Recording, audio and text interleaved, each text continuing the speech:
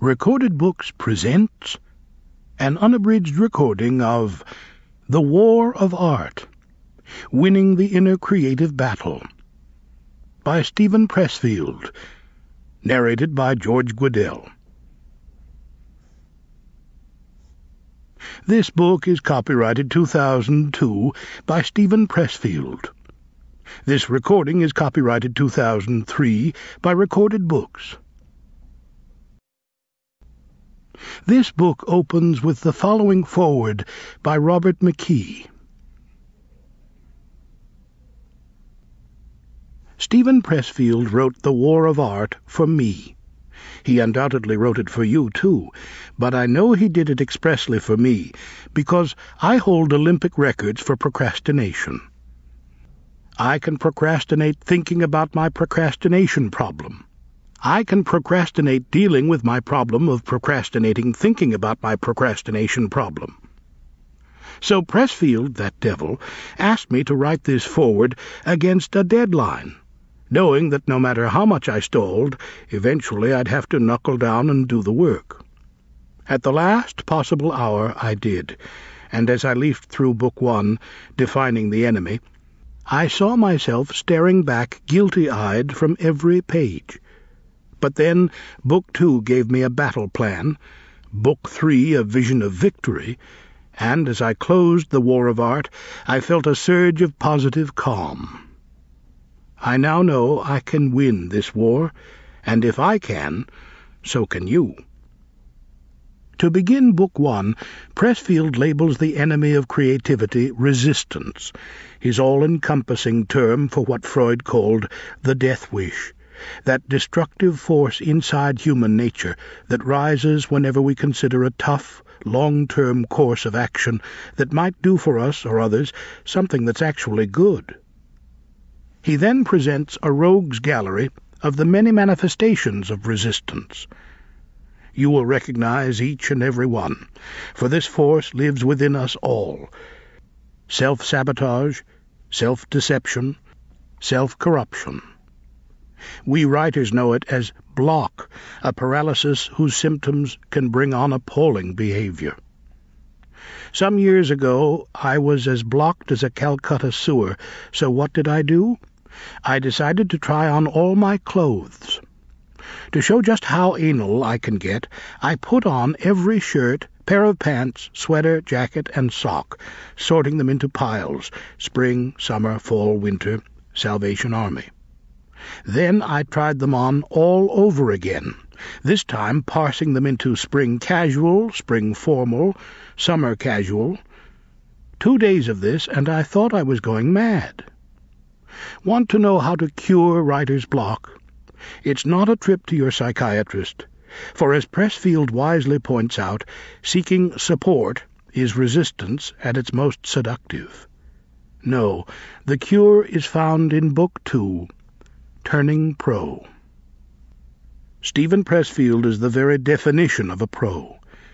I know this because I can't count the times I called the author of The Legend of Bagger Vance to invite him for a round of golf, and although tempted, he declined. Why? Because he was working. And as any writer who has ever taken a backswing knows, golf is a beautifully virulent form of procrastination. In other words, resistance. Steve packs a discipline forged of Bethlehem steel. I read Steve's Gates of Fire and Tides of War back-to-back while traveling in Europe. Now, I'm not a lachrymose guy. I hadn't cried over a book since The Red Pony, but these novels got to me. I found myself sitting in cafes, choking back tears over the selfless courage of those Greeks who shaped and saved Western civilization. As I looked beneath his seamless prose and sensed his depth of research, of knowledge of human nature and society, of vividly imagined telling details, I was in awe of the work, all the work that built the foundation of his riveting creations. And I'm not alone in this appreciation. When I bought the books in London, I was told that Steve's novels are now assigned by Oxford history dons, who tell their students that if they wish to rub shoulders with life in classical Greece, read Pressfield. How does an artist achieve that power? In the second book, Pressfield lays out the day-by-day, step-by-step campaign of the professional. Preparation, order, patience, endurance, acting in the face of fear and failure. No excuses, no bullshit. And best of all, Steve's brilliant insight that first, last, and always, the professional focuses on mastery of the craft. Book 3, The Higher Realm, looks at inspiration, that sublime result that blossoms in the furrows of the professional who straps on the harness and ploughs the fields of his or her art. In Pressfield's words, when we sit down each day and do our work, power concentrates around us. We become like a magnetized rod that attracts iron filings. Ideas come. Insights accrete.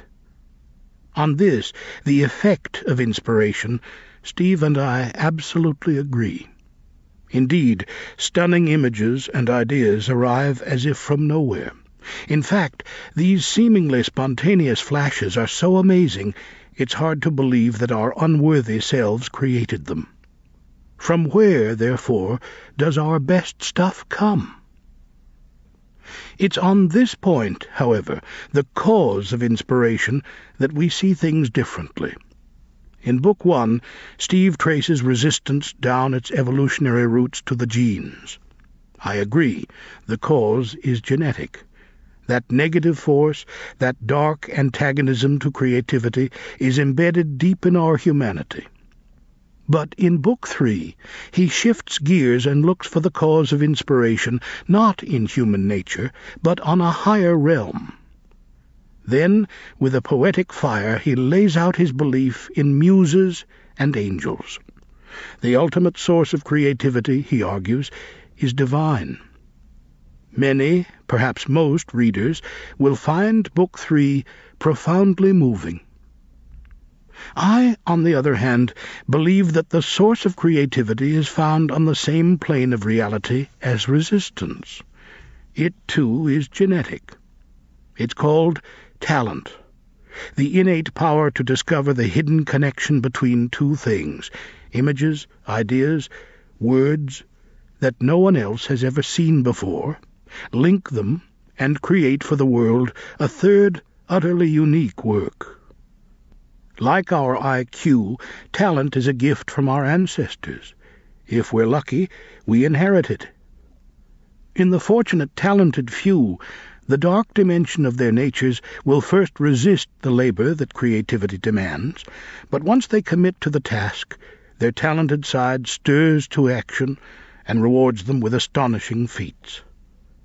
These flashes of creative genius seem to arrive from out of the blue for the obvious reason. They come from the unconscious mind. In short, if the muse exists, she does not whisper to the untalented. So, although Steve and I may differ on the cause, we agree on the effect. When inspiration touches talent, she gives birth to truth and beauty. And when Stephen Pressfield was writing The War of Art, she had her hands all over him. And now, The War of Art. What I do. I get up, take a shower, have breakfast. I read the paper, brush my teeth. If I have phone calls to make, I make them.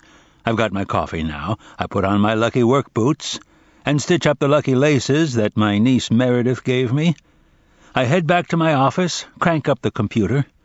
My lucky hooded sweatshirt is draped over the chair, with the lucky charm I got from a gypsy in Sainte-Marie-de-la-Mer for only $8 in francs, and my lucky Largo name tag that came from a dream I once had. I put it on. On my thesaurus is my lucky cannon that my friend Bob Versandi gave me from Morro Castle, Cuba. I point it toward my chair so it can fire inspiration into me.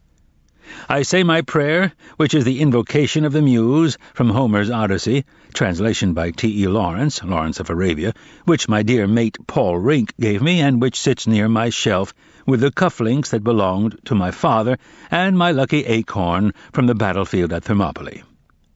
It's about 10:30 now. I sit down and plunge in. When I start making typos, I know I'm getting tired. That's 4 hours or so. I've hit the point of diminishing returns. I wrap for the day, copy whatever I've done to disk, and stash the disk in the glove compartment of my truck in case there's a fire and I have to run for it. I power down. It's 3:30. The office is closed. How many pages have I produced? I don't care. Are they any good? I don't even think about it. All that matters is I've put in my time and hit it with all I've got. All that counts is that for this day, for this session, I have overcome resistance.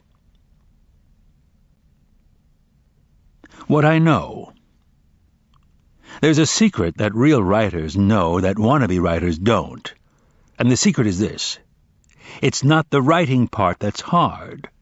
What's hard is sitting down to write. What keeps us from sitting down is resistance. The unlived life. Most of us have two lives, the life we live and the unlived life within us. Between the two stands resistance. Have you ever brought home a treadmill and let it gather dust in the attic? Ever quit a diet, a course of yoga, a meditation practice? Have you ever bailed out on a call to embark upon a spiritual practice, dedicate yourself to a humanitarian calling, commit your life to the service of others? Have you ever wanted to be a mother, a doctor, an advocate for the weak and helpless, to run for office, crusade for the planet, campaign for world peace, or to preserve the environment? Late at night, have you experienced a vision of the person you might become, the work you could accomplish, the realized being you were meant to be? Are you a writer who doesn't write, a painter who doesn't paint, an entrepreneur who never starts a venture? Then you know what resistance is. One night I was laying down. I heard Papa talking to Mama. I heard Papa say to let that boy boogie-woogie, 'cause it's in him, and it's got to come out. John Lee Hooker, Boogie Chillin'. Resistance is the most toxic force on the planet. It is the root of more unhappiness than poverty, disease, and erectile dysfunction. To yield to resistance deforms our spirit. It stunts us and makes us less than we are and were born to be. If you believe in God, and I do, you must declare resistance evil, for it prevents us from achieving the life God intended when He endowed each of us with our own unique genius. Genius is a Latin word. The Romans used it to denote an inner spirit, holy and inviolable, which watches over us, guiding us to our calling. A writer writes with his genius. An artist paints with hers. Everyone who creates operates from this sacramental center. It is our soul's seat, the vessel that holds our being in potential, our star's beacon and Polaris. Every sun casts a shadow, and genius's shadow is resistance. As powerful as is our soul's call to realization, so potent are the forces of resistance arrayed against it. Resistance is faster than a speeding bullet, more powerful than a locomotive, harder to kick than crack cocaine. We're not alone if we've been mowed down by resistance. Millions of good men and women have bitten the dust before us. And here's the biggest bitch. We don't even know what hit us. I never did. From age 24 to 32, resistance kicked my ass from East Coast to West and back again 13 times, and I never even knew it existed. I looked everywhere for the enemy and failed to see it right in front of my face. Have you heard this story? Woman learns she has cancer, 6 months to live. Within days, she quits her job, resumes the dream of writing Tex-Mex songs she gave up to raise a family, or starts studying classical Greek, or moves to the inner city and devotes herself to tending babies with AIDS. Woman's friends think she's crazy. She herself has never been happier. There's a postscript. Woman's cancer goes into remission. Is that what it takes?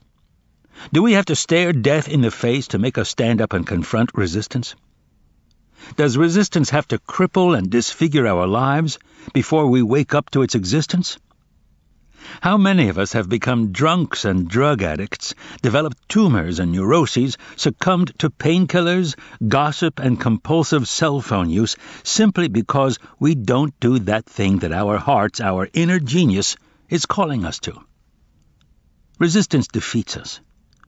If tomorrow morning, by some stroke of magic, every dazed and benighted soul woke up with the power to take the first step toward pursuing his or her dreams, every shrink in the directory would be out of business. Prisons would stand empty. The alcohol and tobacco industries would collapse, along with the junk food, cosmetic surgery, and infotainment businesses, not to mention pharmaceutical companies, hospitals, and the medical profession from top to bottom. Domestic abuse would become extinct, as would addiction, obesity, migraine headaches, road rage, and dandruff. Look in your own heart. Unless I'm crazy, right now a still small voice is piping up, telling you, as it has 10,000 times, the calling that is yours and yours alone. You know it. No one has to tell you.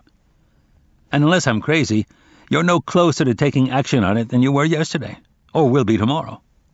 You think resistance isn't real? Resistance will bury you. You know, Hitler wanted to be an artist.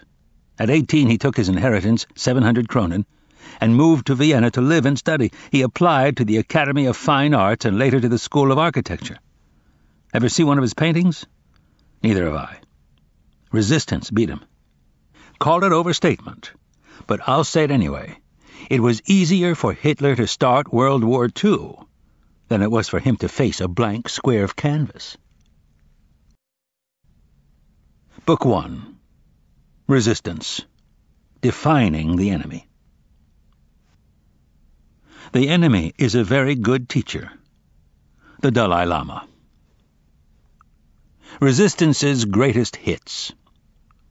The following is a list, in no particular order, of those activities that most commonly elicit resistance. 1. The pursuit of any calling in writing, painting, music, film, dance, or any creative art, however marginal or unconventional. 2. The launching of any entrepreneurial venture or enterprise for profit or otherwise. 3. Any diet or health regimen. 4. Any program of spiritual advancement. 5. Any activity whose aim is tighter abdominals. 6. Any course or program designed to overcome an unwholesome habit or addiction. 7. Education of every kind. 8.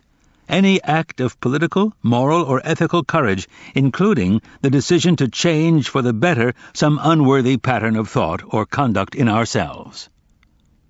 9. The undertaking of any enterprise or endeavor whose aim is to help others. 10. Any act that entails commitment of the heart. The decision to get married, to have a child, to weather a rocky patch in a relationship. 11.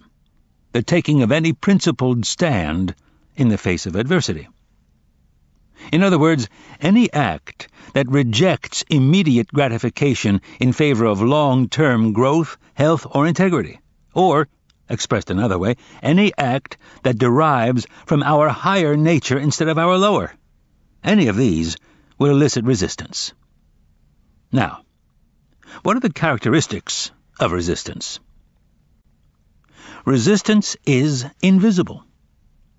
Resistance cannot be seen, touched, heard, or smelled, but it can be felt. We experience it as an energy field radiating from a work in potential. It's a repelling force. It's negative. Its aim is to shove us away, distract us, prevent us from doing our work. Resistance is internal. Resistance seems to come from outside ourselves. We locate it in spouses, jobs, bosses, kids, peripheral opponents, as Pat Riley used to say when he coached the Los Angeles Lakers. Resistance is not a peripheral opponent. Resistance arises from within. It is self-generated and self-perpetuated. Resistance is the enemy within. Resistance is insidious. Resistance will tell you anything to keep you from doing your work. It will perjure, fabricate, falsify, seduce, bully, cajole. Resistance is protean. It will assume any form if that's what it takes to deceive you. It will reason with you like a lawyer or jam a 9mm in your face like a stick-up man. Resistance has no conscience. It will pledge anything to get a deal, then double-cross you as soon as your back is turned. If you take resistance at its word, you deserve everything you get. Resistance is always lying and always full of shit. Resistance is implacable. Resistance is like the alien, or the Terminator, or the shark in Jaws. It cannot be reasoned with. It understands nothing but power. It is an engine of destruction, programmed from the factory with one object only, to prevent us from doing our work. Resistance is implacable, intractable, indefatigable. Reduce it to a single cell, and that cell will continue to attack. This is resistance's nature. It's all it knows. Resistance is impersonal. Resistance is not out to get you personally. It doesn't know who you are and doesn't care. Resistance is a force of nature. It acts objectively. Though it feels malevolent, resistance, in fact, operates with the indifference of rain, and transits the heavens by the same laws as the stars. When we marshal our forces to combat resistance, we must remember this. Resistance is infallible.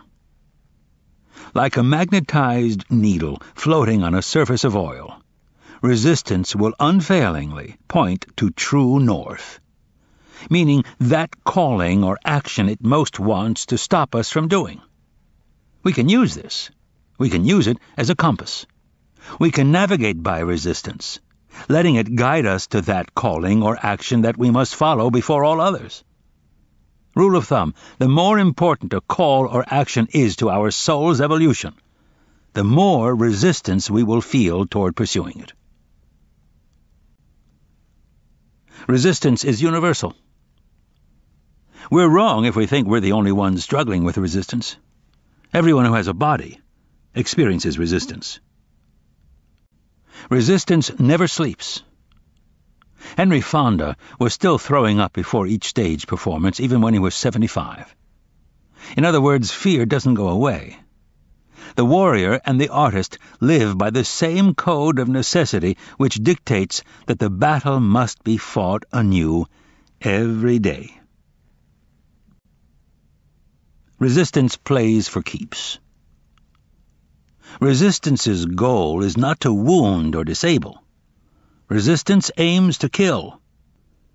Its target is the epicenter of our being, our genius, our soul, the unique and priceless gift we were put on earth to give and that no one else has but us. Resistance means business. When we fight it, we're in a war to the death. Resistance is fueled by fear. Resistance has no strength of its own. Every ounce of juice it possesses comes from us. We feed it with power by our fear of it. Master that fear, and we conquer resistance. Resistance only opposes in one direction. Resistance obstructs movement only from a lower sphere to a higher. It kicks in when we seek to pursue a calling in the arts, launch an innovative enterprise, or evolve to a higher station morally, ethically, or spiritually.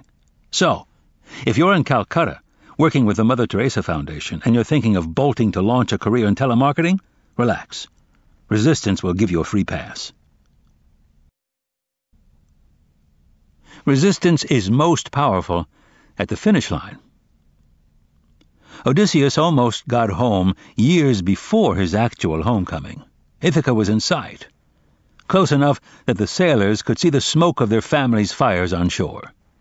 Odysseus was so certain he was safe, he actually lay down for a snooze. It was then that his men, believing there was gold in an ox-hide sack among their commander's possessions, snatched this prize and cut it open. The bag contained the adverse winds which King Aeolus had bottled up for Odysseus when the wanderer had touched earlier at his blessed isle.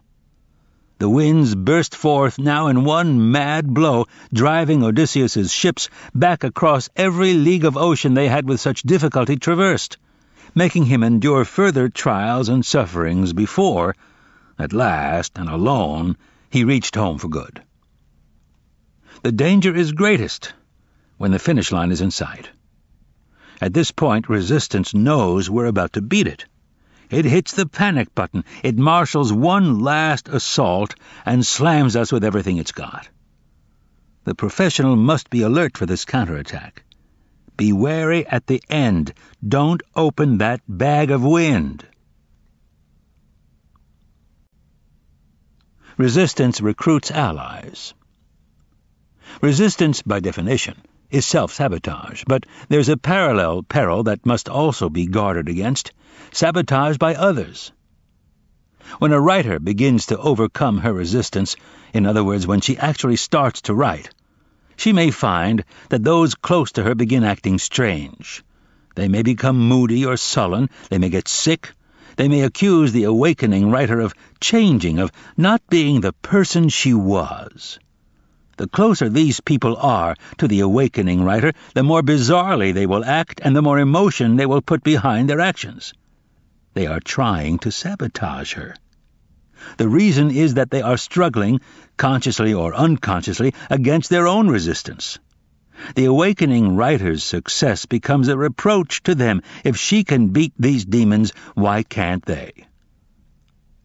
Often, couples or close friends, even entire families, will enter into tacit compacts whereby each individual pledges unconsciously to remain mired in the same slough in which she and all her cronies have become so comfortable.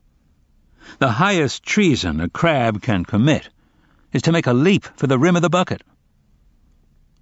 The awakening artist must be ruthless, not only with herself, but with others. Once you make your break, you can't turn around for your buddy who catches his trouser leg on the barbed wire. The best thing you can do for that friend, and he'd tell you this himself if he really is your friend, is to get over the wall and keep motating. The best and only thing that one artist can do for another is to serve as an example and an inspiration. Now, let's consider the next aspect of resistance: symptoms. Resistance and procrastination. Procrastination is the most common manifestation of resistance because it's the easiest to rationalize.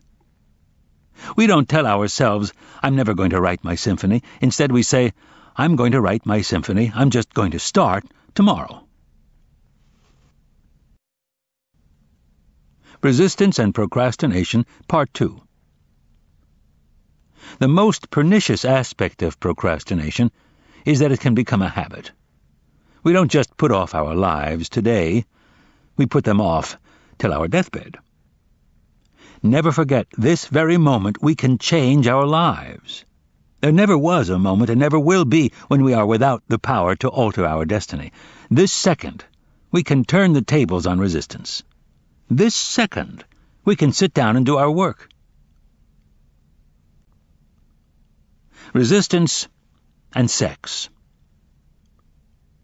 Sometimes resistance takes the form of sex, or an obsessive preoccupation with sex. Why sex? Because sex provides immediate and powerful gratification. When someone sleeps with us, we feel validated and approved of, even loved. Resistance gets a big kick out of that. It knows it has distracted us with a cheap, easy fix and kept us from doing our work.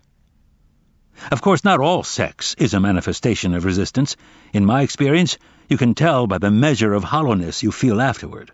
The more empty you feel, the more certain you can be that your true motivation was not love or even lust, but resistance. It goes without saying that this principle applies to drugs, shopping, masturbation, TV, gossip, alcohol, and the consumption of all products containing fat, sugar, salt, or chocolate. Resistance and trouble. We get ourselves in trouble because it's a cheap way to get attention. Trouble is a faux form of fame. It's easier to get busted in the bedroom with the faculty chairman's wife than it is to finish that dissertation on the metaphysics of motley in the novellas of Joseph Conrad. Ill health is a form of trouble, as are alcoholism and drug addiction, proneness to accidents, all neurosis, including compulsive screwing up, and such seemingly benign foibles as jealousy, chronic lateness, and the blasting of rap music at 110 dB from your smoked glass 95 Supra. Anything that draws attention to ourselves through pain-free or artificial means is a manifestation of resistance. Cruelty to others is a form of resistance, as is the willing endurance of cruelty from others. The working artist will not tolerate trouble in her life because she knows trouble prevents her from doing her work. The working artist banishes from her world all sources of trouble. She harnesses the urge for trouble and transforms it in her work.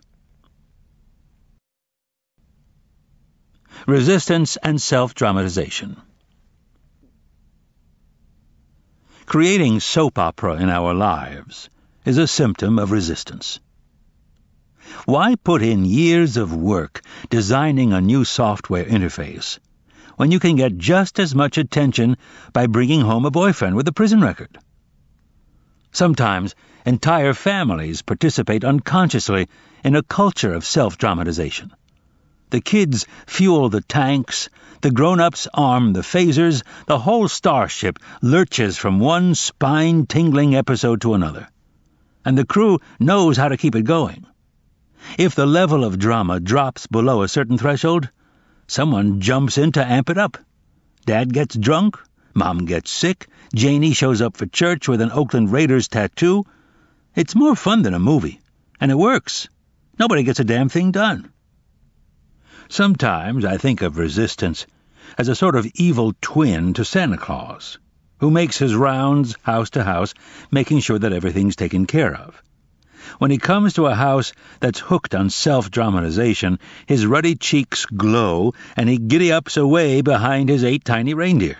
He knows there'll be no work done in that house.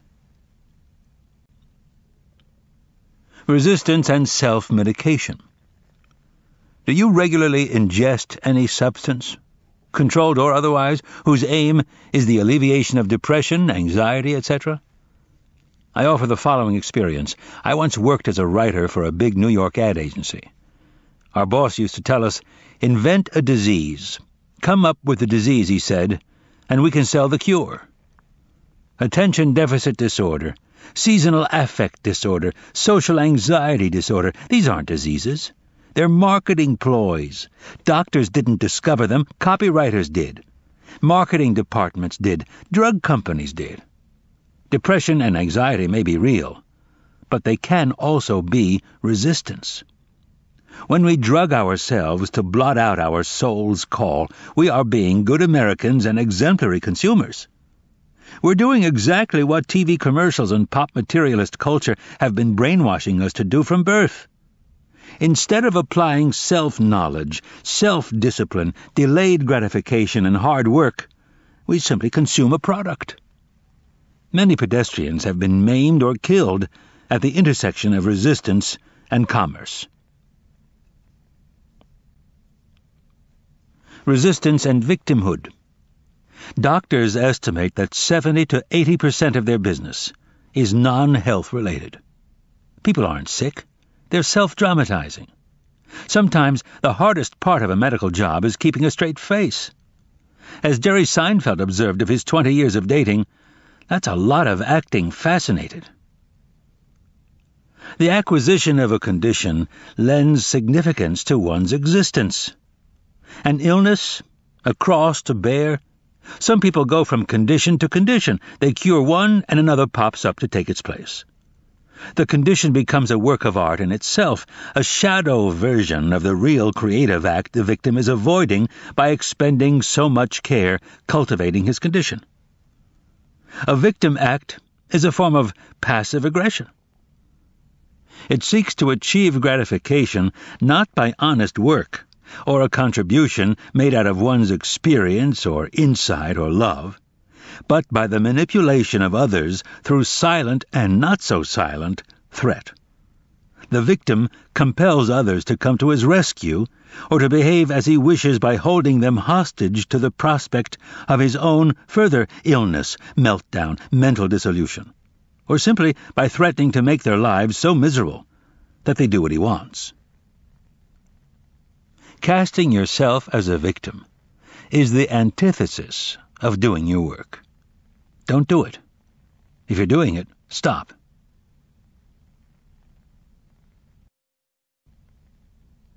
Resistance and the choice of a mate. Sometimes, if we're not conscious of our own resistance, we'll pick as a mate someone who has or is successfully overcoming resistance. I'm not sure why.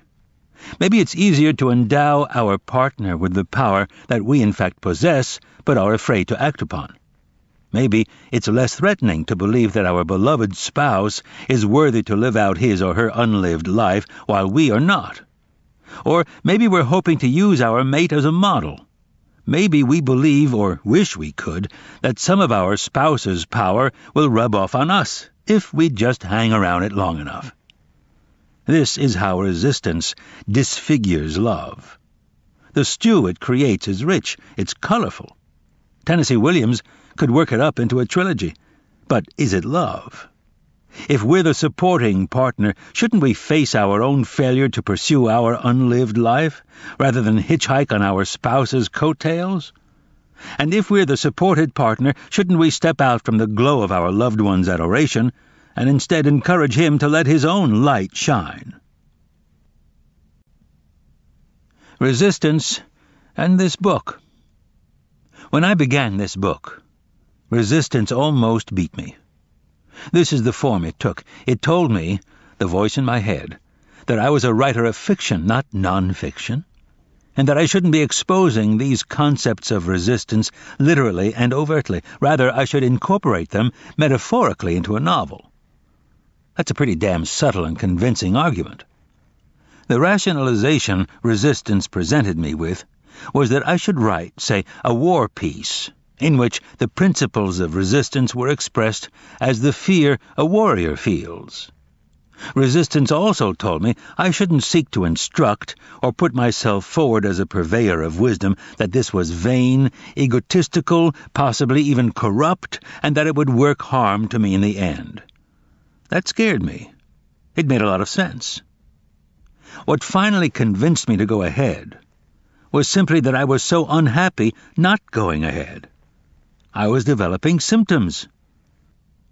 As soon as I sat down and began, I was okay.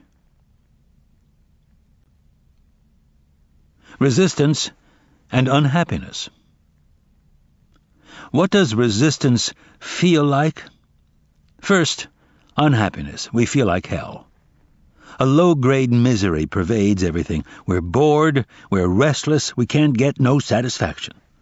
There's guilt, but we can't put our finger on the source.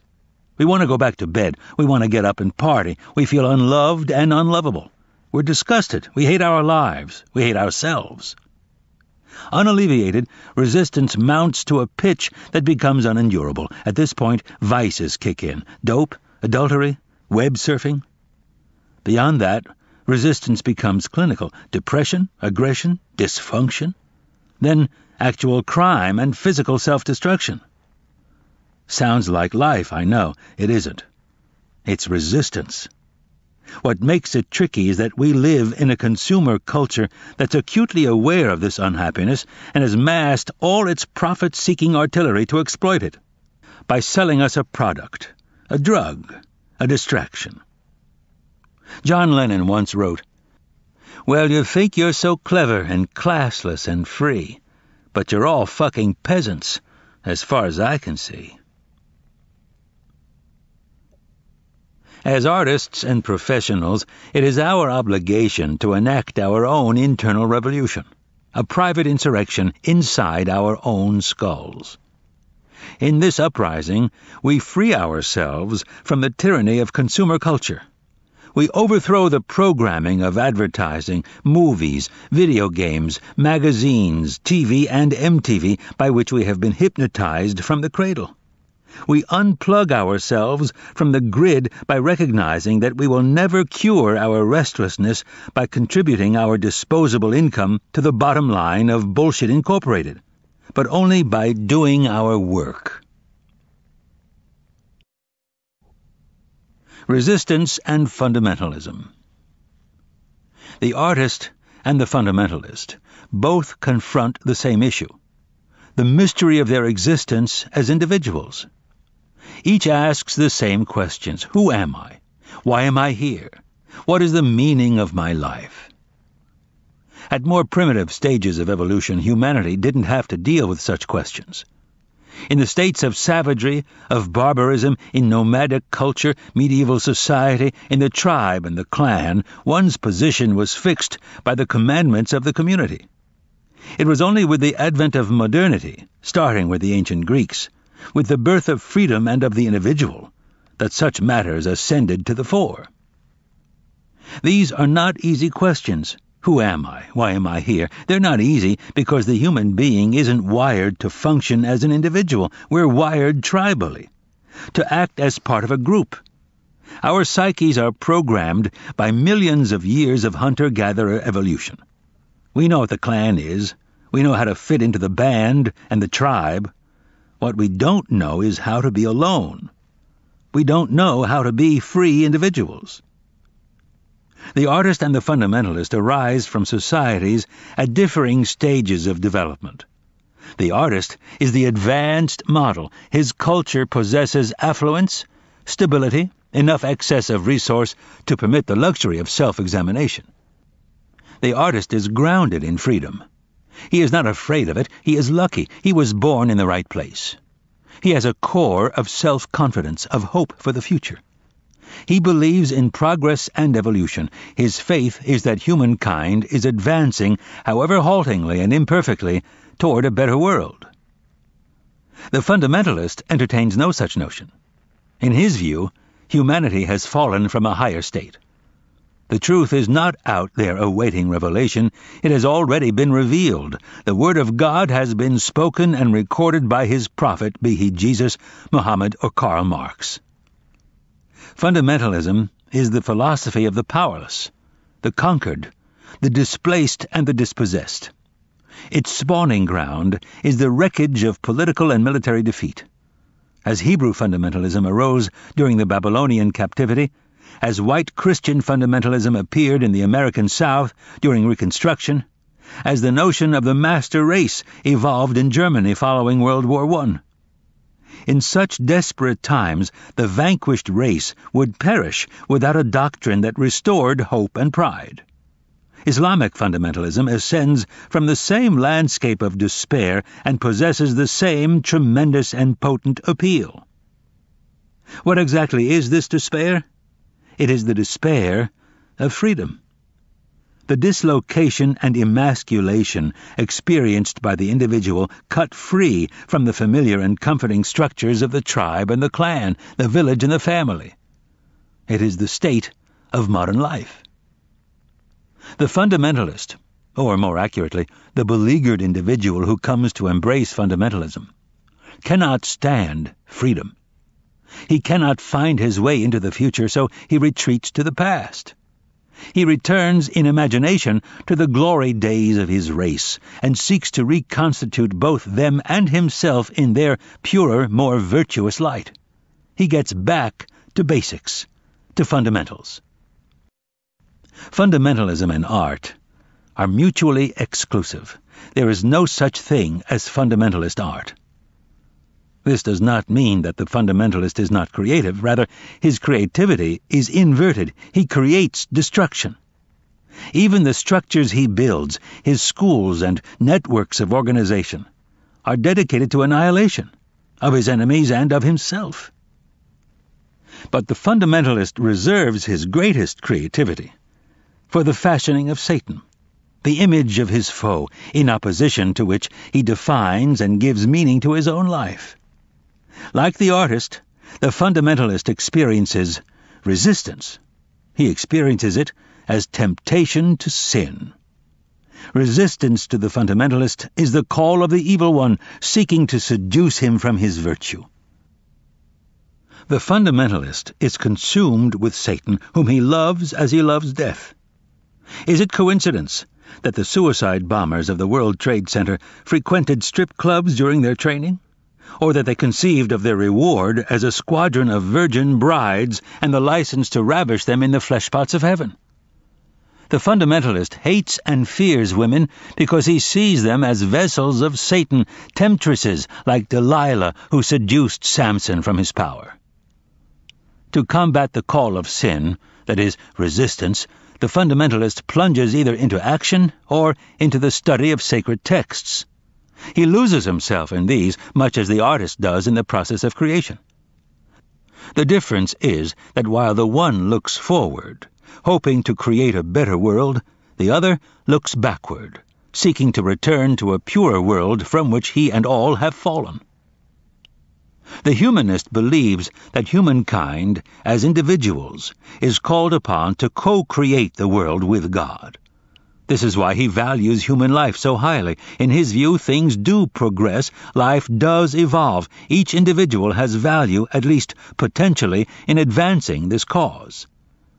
The fundamentalist cannot conceive of this. In his society, dissent is not just crime, but apostasy. It is heresy, transgression against God himself. When fundamentalism wins, the world enters a dark age. Yet still I can't condemn one who is drawn to this philosophy. I consider my own inner journey, the advantages I've had of education, affluence, family support, health, and the blind good luck to be born American. And still I have learned to exist as an autonomous individual, if indeed I have, only by a whisker, and at a cost I would hate to have to reckon up. It may be that the human race is not ready for freedom. The air of liberty may be too rarefied for us to breathe. Certainly I wouldn't be writing this book on this subject if living with freedom were easy. The paradox seems to be, as Socrates demonstrated long ago, that the truly free individual is free only to the extent of his own self-mastery, while those who will not govern themselves are condemned to find masters to govern over them.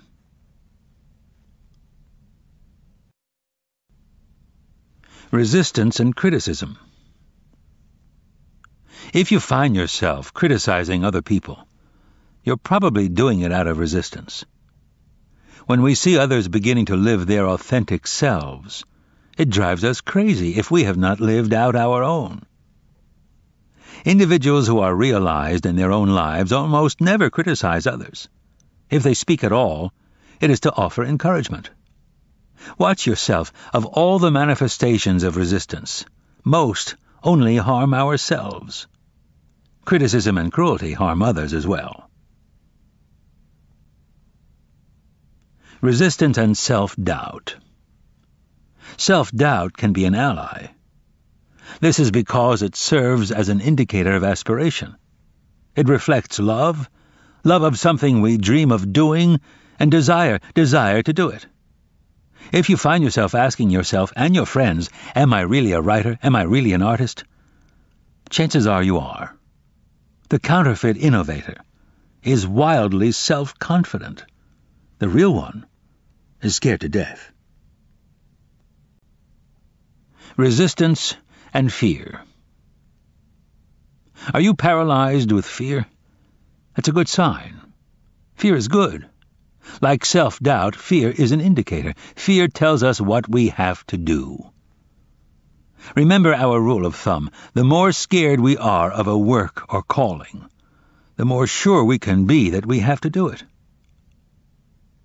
Resistance is experienced as fear. The degree of fear equates to the strength of resistance. Therefore, the more fear we feel about a specific enterprise, the more certain we can be that that enterprise is important to us and to the growth of our soul. That's why we feel so much resistance. If it meant nothing to us, there'd be no resistance. Have you ever watched Inside the Actor's Studio? The host, James Lipton, invariably asks his guests, what factors make you decide to take a particular role? The actor always answers, because I'm afraid of it. The professional tackles the project that will make him stretch. He takes on the assignment that will bear him into uncharted waters, compel him to explore unconscious parts of himself. Is he scared? Hell yes. He's petrified. Conversely, the professional turns down roles that he's done before. He's not afraid of them anymore. Why waste his time? So if you're paralyzed with fear, it's a good sign. It shows you what you have to do. Resistance and love. Resistance is directly proportional to love. If you're feeling massive resistance, the good news is it means there's tremendous love there too. If you didn't love the project that is terrifying you, you wouldn't feel anything. The opposite of love isn't hate, it's indifference. The more resistance you experience, the more important your unmanifested art, project, enterprise is to you, and the more gratification you will feel when you finally do it. Resistance and being a star. Grandiose fantasies are a symptom of resistance. They're the sign of an amateur. The professional has learned that success, like happiness, comes as a byproduct of work. The professional concentrates on the work and allows rewards to come or not come, whatever they like. Resistance and isolation. Sometimes we balk at embarking on an enterprise because we're afraid of being alone. We feel comfortable with the tribe around us. It makes us nervous going off into the woods on our own. Here's the trick. We're never alone. As soon as we step outside the campfire glow, our muse lights on our shoulder like a butterfly. The act of courage calls forth infallibly that deeper part of ourselves that supports and sustains us. Have you seen interviews with the young John Lennon or Bob Dylan, when the reporter tries to ask about their personal selves? The boys deflect these queries with withering sarcasm. Why? Because Lennon and Dylan know that the part of them that writes the songs is not them, not the personal self that is of such surpassing fascination to their boneheaded interrogators. Lennon and Dylan also know that the part of themselves that does the writing is too sacred, too precious, too fragile to be redacted into sound bites for the titillation of would-be idolaters, who are themselves caught up in their own resistance. So they put them on and blow them off.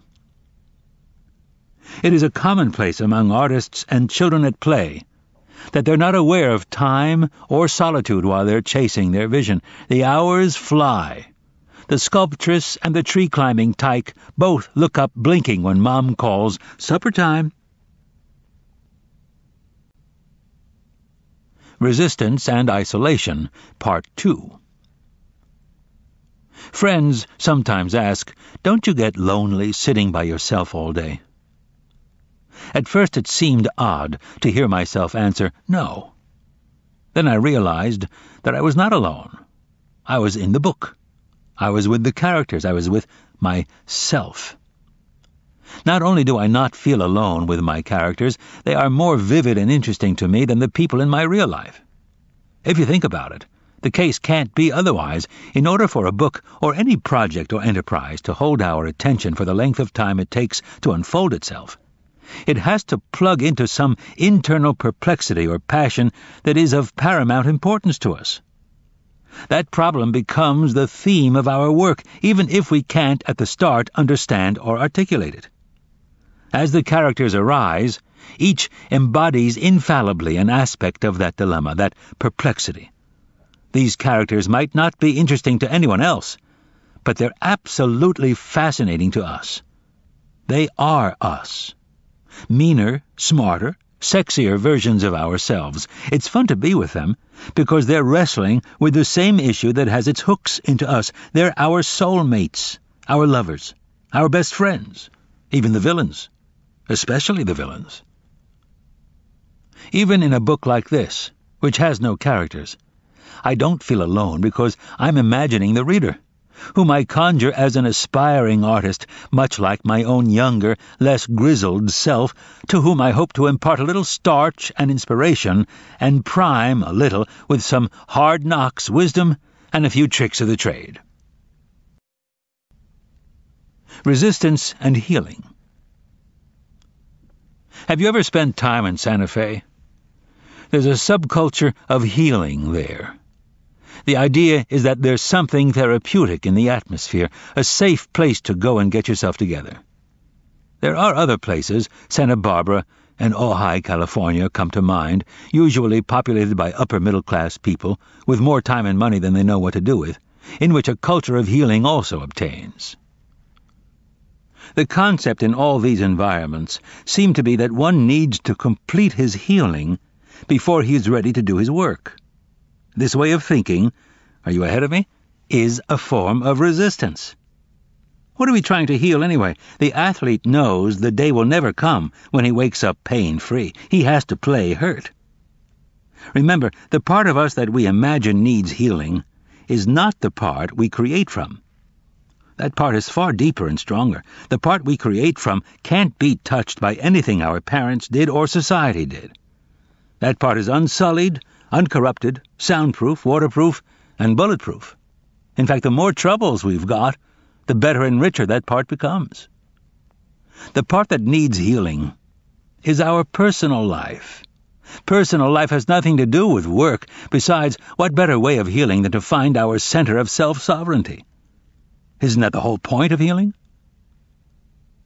I washed up in New York a couple of decades ago, making $20 a night driving a cab and running away full-time from doing my work. One night, alone in my $110 a month sublet, I hit bottom in terms of having diverted myself into so many phony channels so many times that I couldn't rationalize it for one more evening. I dragged out my ancient Smith Corona, dreading the experience as pointless, fruitless, meaningless, not to say the most painful exercise I could think of. For 2 hours I made myself sit there, torturing out some trash that I chucked immediately into the shit can. That was enough. I put the machine away. I went back to the kitchen. In the sink sat 10 days of dishes. For some reason, I had enough excess energy that I decided to wash them. The warm water felt pretty good. The soap and sponge were doing their thing. A pile of clean plates began rising in the drying rack. To my amazement, I realized I was whistling. It hit me that I had turned a corner. I was okay. I would be okay from here on. Do you understand? I hadn't written anything good. It might be years before I would, if I ever did at all. That didn't matter. What counted was that I had, after years of running from it, actually sat down and done my work. Don't get me wrong, I've got nothing against true healing. We all need it. But it has nothing to do with doing our work, and it can be a colossal exercise in resistance. Resistance loves healing. Resistance knows that the more psychic energy we expend dredging and re-dredging the tired, boring injustices of our personal lives, the less juice we have to do our work. Resistance and support. Have you ever been to a workshop? These boondoggles are colleges of resistance. They ought to give out PhDs in resistance. What better way of avoiding work than going to a workshop? But what I hate even worse is the word support. Seeking support from friends and family is like having your people gathered around at your deathbed. It's nice, but when the ship sails, all they can do is stand on the dock waving goodbye. Any support we get from persons of flesh and blood is like monopoly money. It's not legal tender in that sphere where we have to do our work. In fact, the more energy we spend stoking up on support from colleagues and loved ones, the weaker we become and the less capable of handling our business. My friend Carol had the following dream at a time when her life felt like it was careening out of control. She was a passenger on a bus. Bruce Springsteen was driving. Suddenly, Springsteen pulled over, handed Carol the keys, and bolted. In the dream, Carol was panicking. How could she drive this huge rolling greyhound? By now, all the passengers were staring. Clearly, no one else was going to step forward and take charge. Carol took the wheel. To her amazement, she found she could handle it. Later, analyzing the dream, she figured Bruce Springsteen was the boss of her psyche. The bus was the vehicle of her life. The boss was telling Carol it was time to take the wheel. More than that, the dream, by actually setting her down in the driver's seat and letting her feel that she could control the vehicle on the road, was providing her with a simulator run to prime her with the confidence that she could actually take command in her life. A dream like that is real support. It's a check you can cash when you sit down alone to do your work. P.S. When your deeper self delivers a dream like that, don't talk about it. Don't dilute its power. The dream is for you. It's between you and your muse. Shut up and use it. The only exception is you may share it with another comrade in arms if sharing it will help or encourage that comrade in his or her own endeavors. Resistance and rationalization. Rationalization is resistance's right-hand man. Its job is to keep us from feeling the shame we would feel if we truly faced what cowards we are for not doing our work. Michael, don't knock rationalization. Where would we be without it? I don't know anyone who can get through the day without 2 or 3 juicy rationalizations. They're more important than sex. Sam, come on. Nothing's more important than sex. Michael, oh yeah? Have you ever gone a week without a rationalization? Jeff Goldblum and Tom Berenger, in Lawrence Kasdan's The Big Chill. But rationalization has its own sidekick. It's that part of our psyche that actually believes what rationalization tells us. It's one thing to lie to ourselves. It's another thing to believe it. Resistance and Rationalization, Part 2.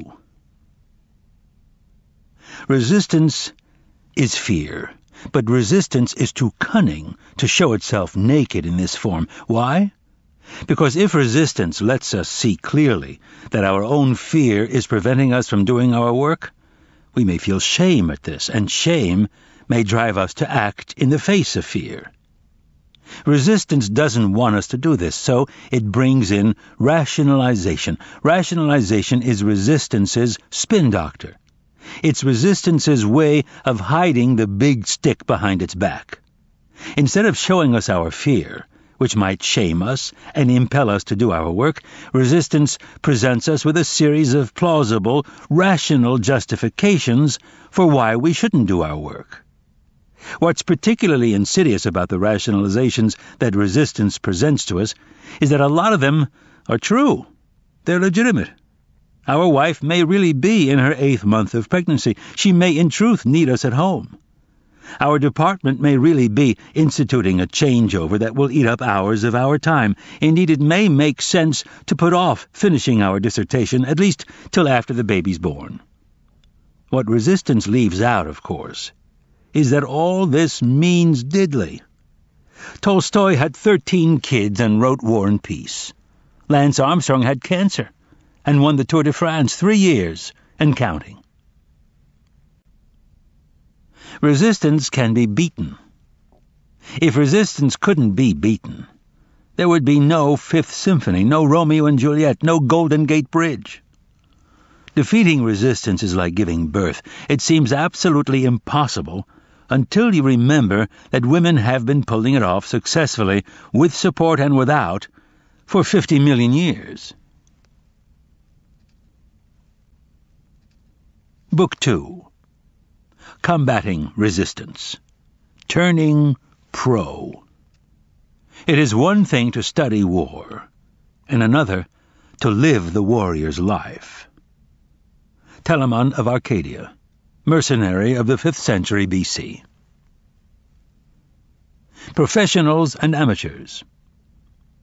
Aspiring artists defeated by resistance share one trait: they all think like amateurs. They have not yet turned pro. The moment an artist turns pro is as epical as the birth of his first child. With one stroke, everything changes. I can state absolutely that the term of my life can be divided into 2 parts, before turning pro and after. To be clear, when I say professional, I don't mean doctors and lawyers, those of the professions. I mean the professional as an ideal. The professional in contrast to the amateur. Consider the differences. The amateur plays for fun. The professional plays for keeps. To the amateur, the game is his avocation. To the pro, it's his vocation. The amateur plays part-time, the professional full-time. The amateur is a weekend warrior. The professional is there 7 days a week. The word amateur comes from the Latin root meaning to love. The conventional interpretation is that the amateur pursues his calling out of love, while the pro does it for money. Not the way I see it. In my view, the amateur does not love the game enough. If he did, he would not pursue it as a sideline distinct from his real vocation. The professional loves it so much, he dedicates his life to it.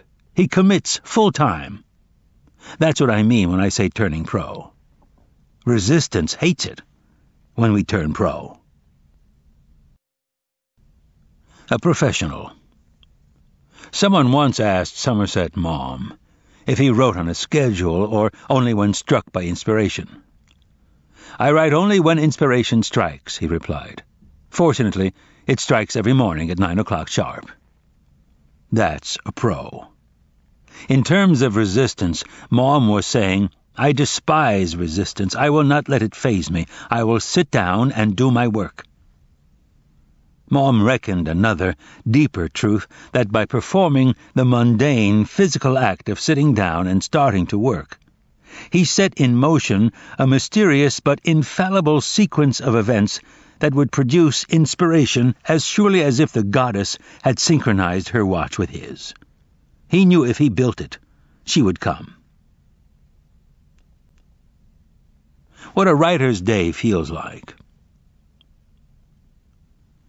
I wake up with a gnawing sensation of dissatisfaction. Already I feel fear. Already the loved ones around me are starting to fade. I interact, I'm present, but I'm not. I'm not thinking about the work. I've already consigned that to the muse. What I am aware of is resistance. I feel it in my guts. I afford it the utmost respect because I know it can defeat me on any given day as easily as the need for a drink can overcome an alcoholic. I go through the chores, the correspondence, the obligations of daily life. Again, I'm there, but not really. The clock is running in my head. I know I can indulge in daily crap for a little while, but I must cut it off when the bell rings. I'm keenly aware of the principle of priority, which states, A, you must know the difference between what is urgent and what is important, and B, you must do what's important first. What's important is the work. That's the game I have to suit up for. That's the field on which I have to leave everything I've got. Do I really believe that my work is crucial to the planet's survival? Of course not. But it's as important to me as catching that mouse is to the hawk circling outside my window. He's hungry. He needs a kill. So do I. I'm done with my chores now. It's time. I say my prayer and head out on the hunt. The sun isn't up yet. It's cold. The fields are sopping. Brambles scratch my ankles. Branches snap back in my face. The hill is a son of a bitch, but what can you do? Set one foot in front of another and keep climbing. An hour passes. I'm warmer now. The pace has got my blood going. The years have taught me one skill: how to be miserable. I know how to shut up and keep humping. This is a great asset because it's human, the proper role for a mortal. It does not offend the gods, but elicits their intercession. My bitching self is receding now. The instincts are taking over. Another hour passes. I turn the corner of a thicket, and there he is, the nice, fat hare I knew would show up if I just kept plugging. Home from the hill, I thank the immortals and offer up their portion of the kill. They brought it to me. They deserve their share. I am grateful. I joke with my kids beside the fire. They're happy. The old man has brought home the bacon. The old lady's happy. She's cooking it up. I'm happy. I've earned my keep on the planet, at least for this day. Resistance is not a factor now. I don't think of the hunt, and I don't think of the office. The tension drains from my neck and back. What I feel and say and do this night will not be coming from any disowned or unresolved part of me, any part corrupted by resistance. I go to sleep content, but my final thought is of resistance. I will wake up with it tomorrow. Already, I'm steeling myself. How to be miserable. In my younger days, dodging the draft, I somehow wound up in the Marine Corps.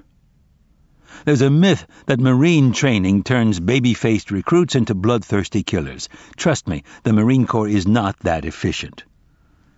What it does teach, however, is a lot more useful. The Marine Corps teaches you how to be miserable. This is invaluable for an artist. Marines love to be miserable. Marines derive a perverse satisfaction in having colder chow, crappier equipment, and higher casualty rates than any outfit of dog faces, swab jockeys, or fly boys, all of whom they despise. Why? Because these candy asses don't know how to be miserable. The artist committing himself to his calling has volunteered for hell, whether he knows it or not. He will be dining for the duration on a diet of isolation, rejection, self-doubt, despair, ridicule, contempt, and humiliation.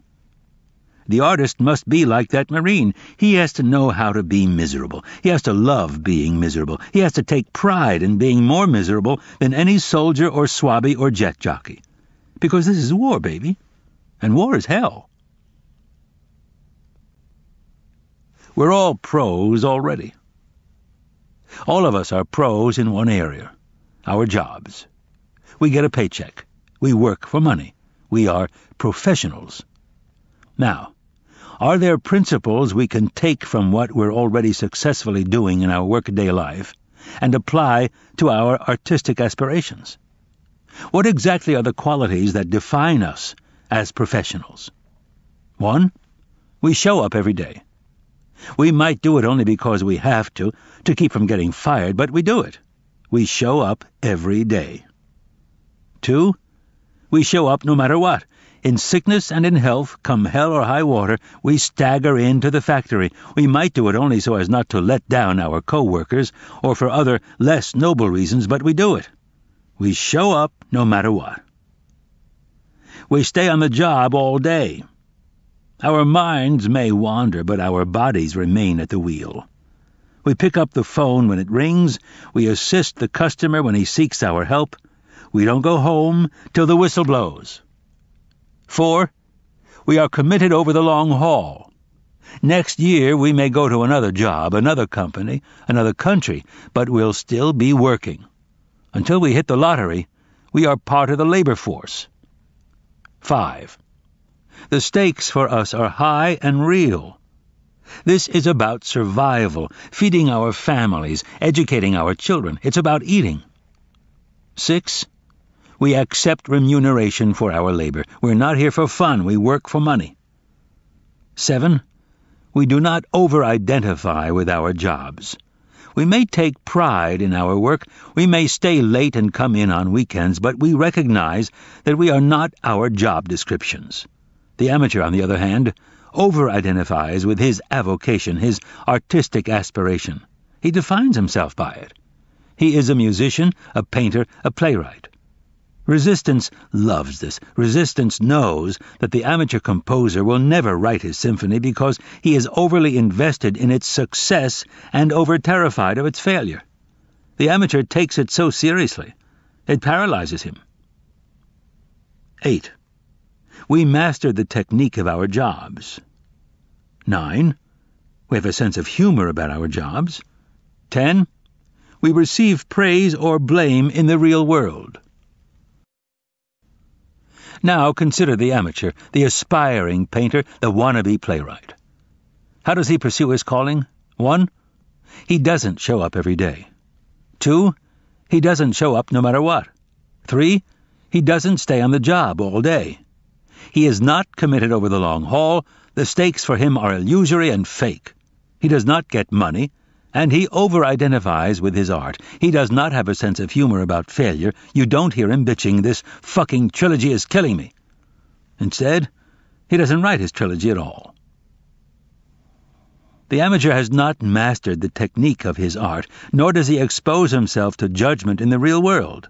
If we show our poem to our friend, and our friend says, "It's wonderful, I love it," that's not real-world feedback, that's our friend being nice to us. Nothing is as empowering as real-world validation, even if it's for failure. The first professional writing job I ever had, after 17 years of trying, was on a movie called King Kong Lives. I and my partner at the time, Ron Shusett, a brilliant writer and producer who also did Alien and Total Recall, hammered out the screenplay for Dino De Laurentiis. We loved it. We were sure we had a hit. Even after we'd seen the finished film, we were certain it was a blockbuster. We invited everyone we knew to the premiere, even rented out the joint next door for a post-triumph blowout. "Get there early," we warned our friends. "The place will be mobbed." Nobody showed. There was only one guy in line beside our guests, and he was muttering something about spare change. In the theater, our friends endured the movie in mute stupefaction. When the lights came up, they fled like cockroaches into the night. Next day came the review in Variety. "Ronald Shusett and Stephen Pressfield. We hope these are not their real names for their parents' sake." When the first week's grosses came in, the flick barely registered. Still, I clung to hope. Maybe it's only tanking in urban areas. Maybe it's playing better in the burbs. I motored to an edge city multiplex. A youth manned the popcorn booth. "How's King Kong Lives?" I asked. He flashed thumbs down. "Miss it, man, it sucks." I was crushed. Here I was, 42 years old, divorced, childless, having given up all normal human pursuits to chase the dream of being a writer. Now I've finally got my name on a big-time Hollywood production starring Linda Hamilton, and what happens? I'm a loser, a phony. My life is worthless, and so am I. My friend Tony Keppelman snapped me out of it by asking if I was going to quit. Hell no. Then be happy. You're where you wanted to be, aren't you? So you're taking a few blows. That's the price for being in the arena and not on the sidelines. Stop complaining and be grateful. That was when I realized I had become a pro. I had not yet had a success, but I had had a real failure.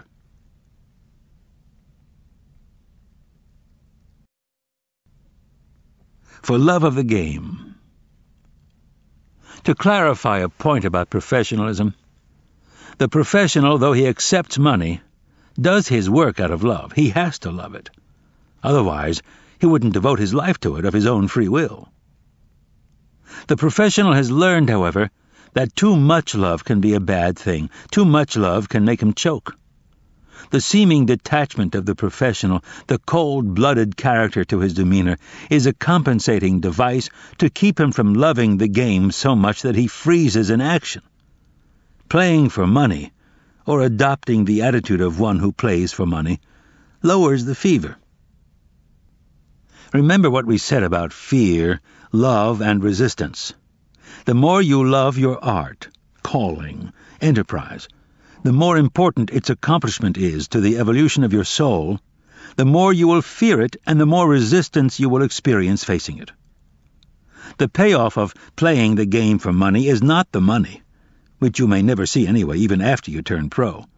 The payoff is that playing the game for money produces the proper professional attitude. It inculcates the lunch pail mentality, the hardcore, hard head, hard hat state of mind that shows up for work despite rain or snow or dark of night and slugs it out day after day. The writer is an infantryman. He knows that progress is measured in yards of dirt extracted from the enemy 1 day, 1 hour, 1 minute at a time, and paid for in blood. The artist wears combat boots. He looks in the mirror and sees G.I. Joe. Remember, the muse favors working stiffs. She hates prima donnas. To the gods, the supreme sin is not rape or murder, but pride. To think of yourself as a mercenary, a gun for hire, implants the proper humility. It purges pride and preciousness. Resistance loves pride and preciousness. Resistance says, show me a writer who's too good to take job X or assignment Y, and I'll show you a guy I can crack like a walnut. Technically, the professional takes money. Technically, the pro plays for pay. But in the end, he does it for love. Now, let's consider, what are the aspects of the professional? A professional is patient. Resistance outwits the amateur with the oldest trick in the book. It uses his own enthusiasm against him. Resistance gets us to plunge into a project with an overambitious and unrealistic timetable for its completion. It knows we can't sustain that level of intensity. We will hit the wall. We will crash. The professional, on the other hand, understands delayed gratification. He is the ant, not the grasshopper, the tortoise, not the hare. Have you heard the legend of Sylvester Stallone staying up 3 nights straight to churn out the screenplay for Rocky? I don't know, it may even be true, but it's the most pernicious species of myth to set before the awakening writer because it seduces him into believing he can pull off the big score without pain and without persistence. The professional arms himself with patience, not only to give the stars time to align in his career, but to keep himself from flaming out in each individual work. He knows that any job, whether it's a novel or a kitchen remodel, takes twice as long as he thinks and costs twice as much. He accepts that. He recognizes it as reality. The professional steels himself at the start of a project, reminding himself it is the Iditarod, not the 60-yard dash. He conserves his energy. He prepares his mind for the long haul. He sustains himself with the knowledge that if he can just keep those huskies mushing, sooner or later the sled will pull in to Nome. A professional seeks order. When I lived in the back of my Chevy van, I had to dig my typewriter out from beneath layers of tired tools, dirty laundry, and moldering paperbacks.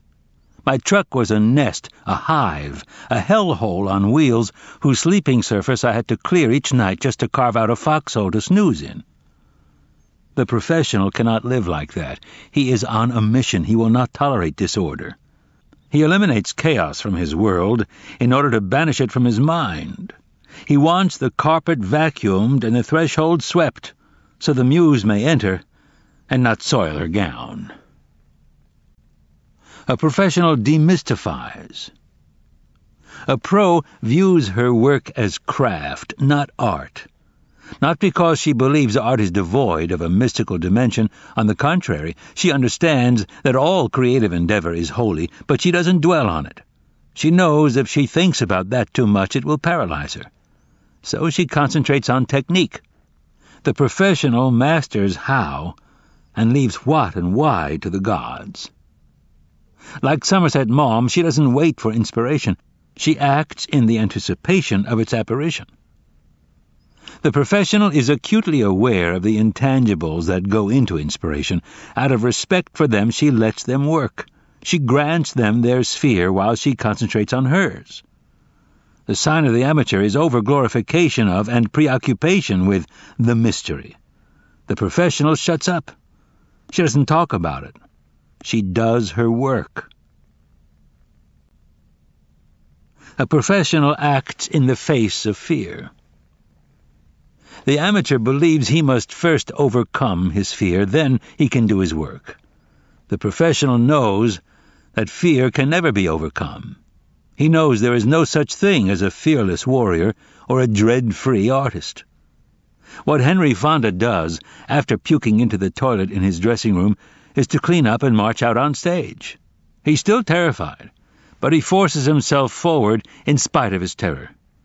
He knows that once he gets out into the action, his fear will recede and he'll be okay. A professional accepts no excuses.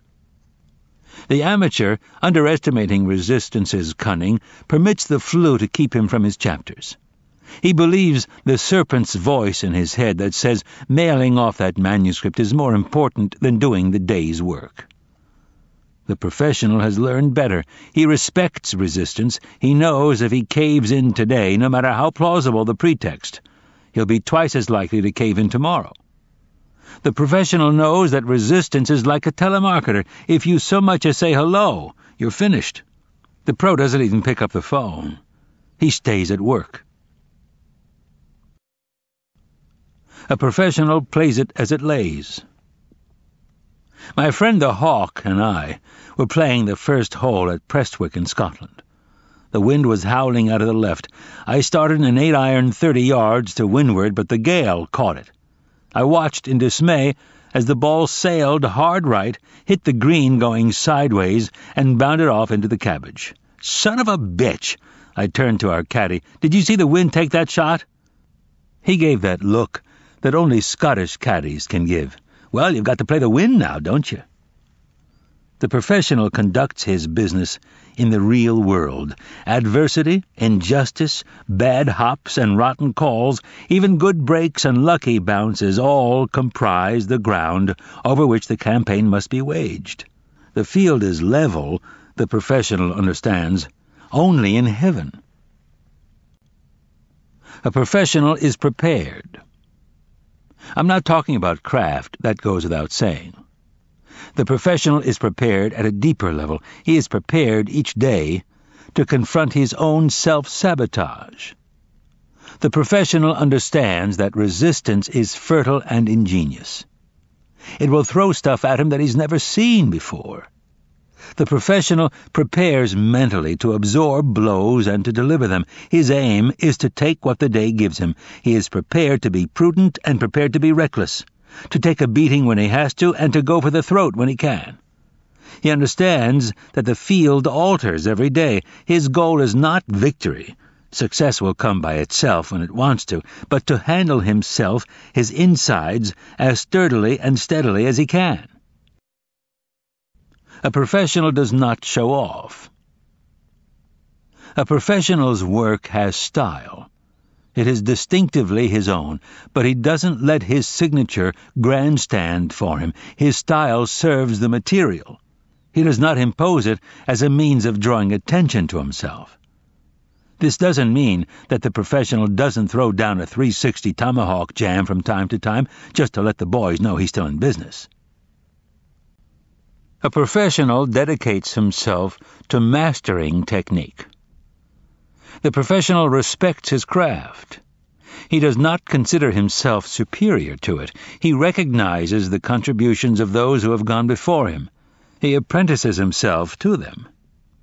The professional dedicates himself to mastering technique not because he believes technique is a substitute for inspiration, but because he wants to be in possession of the full arsenal of skills when inspiration does come. The professional is sly. He knows that by toiling beside the front door of technique, he leaves room for genius to enter by the back. A professional does not hesitate to ask for help. Tiger Woods is the greatest golfer in the world, yet he has a teacher. He works with Butch Harmon. And Tiger doesn't endure this instruction or suffer through it. He revels in it.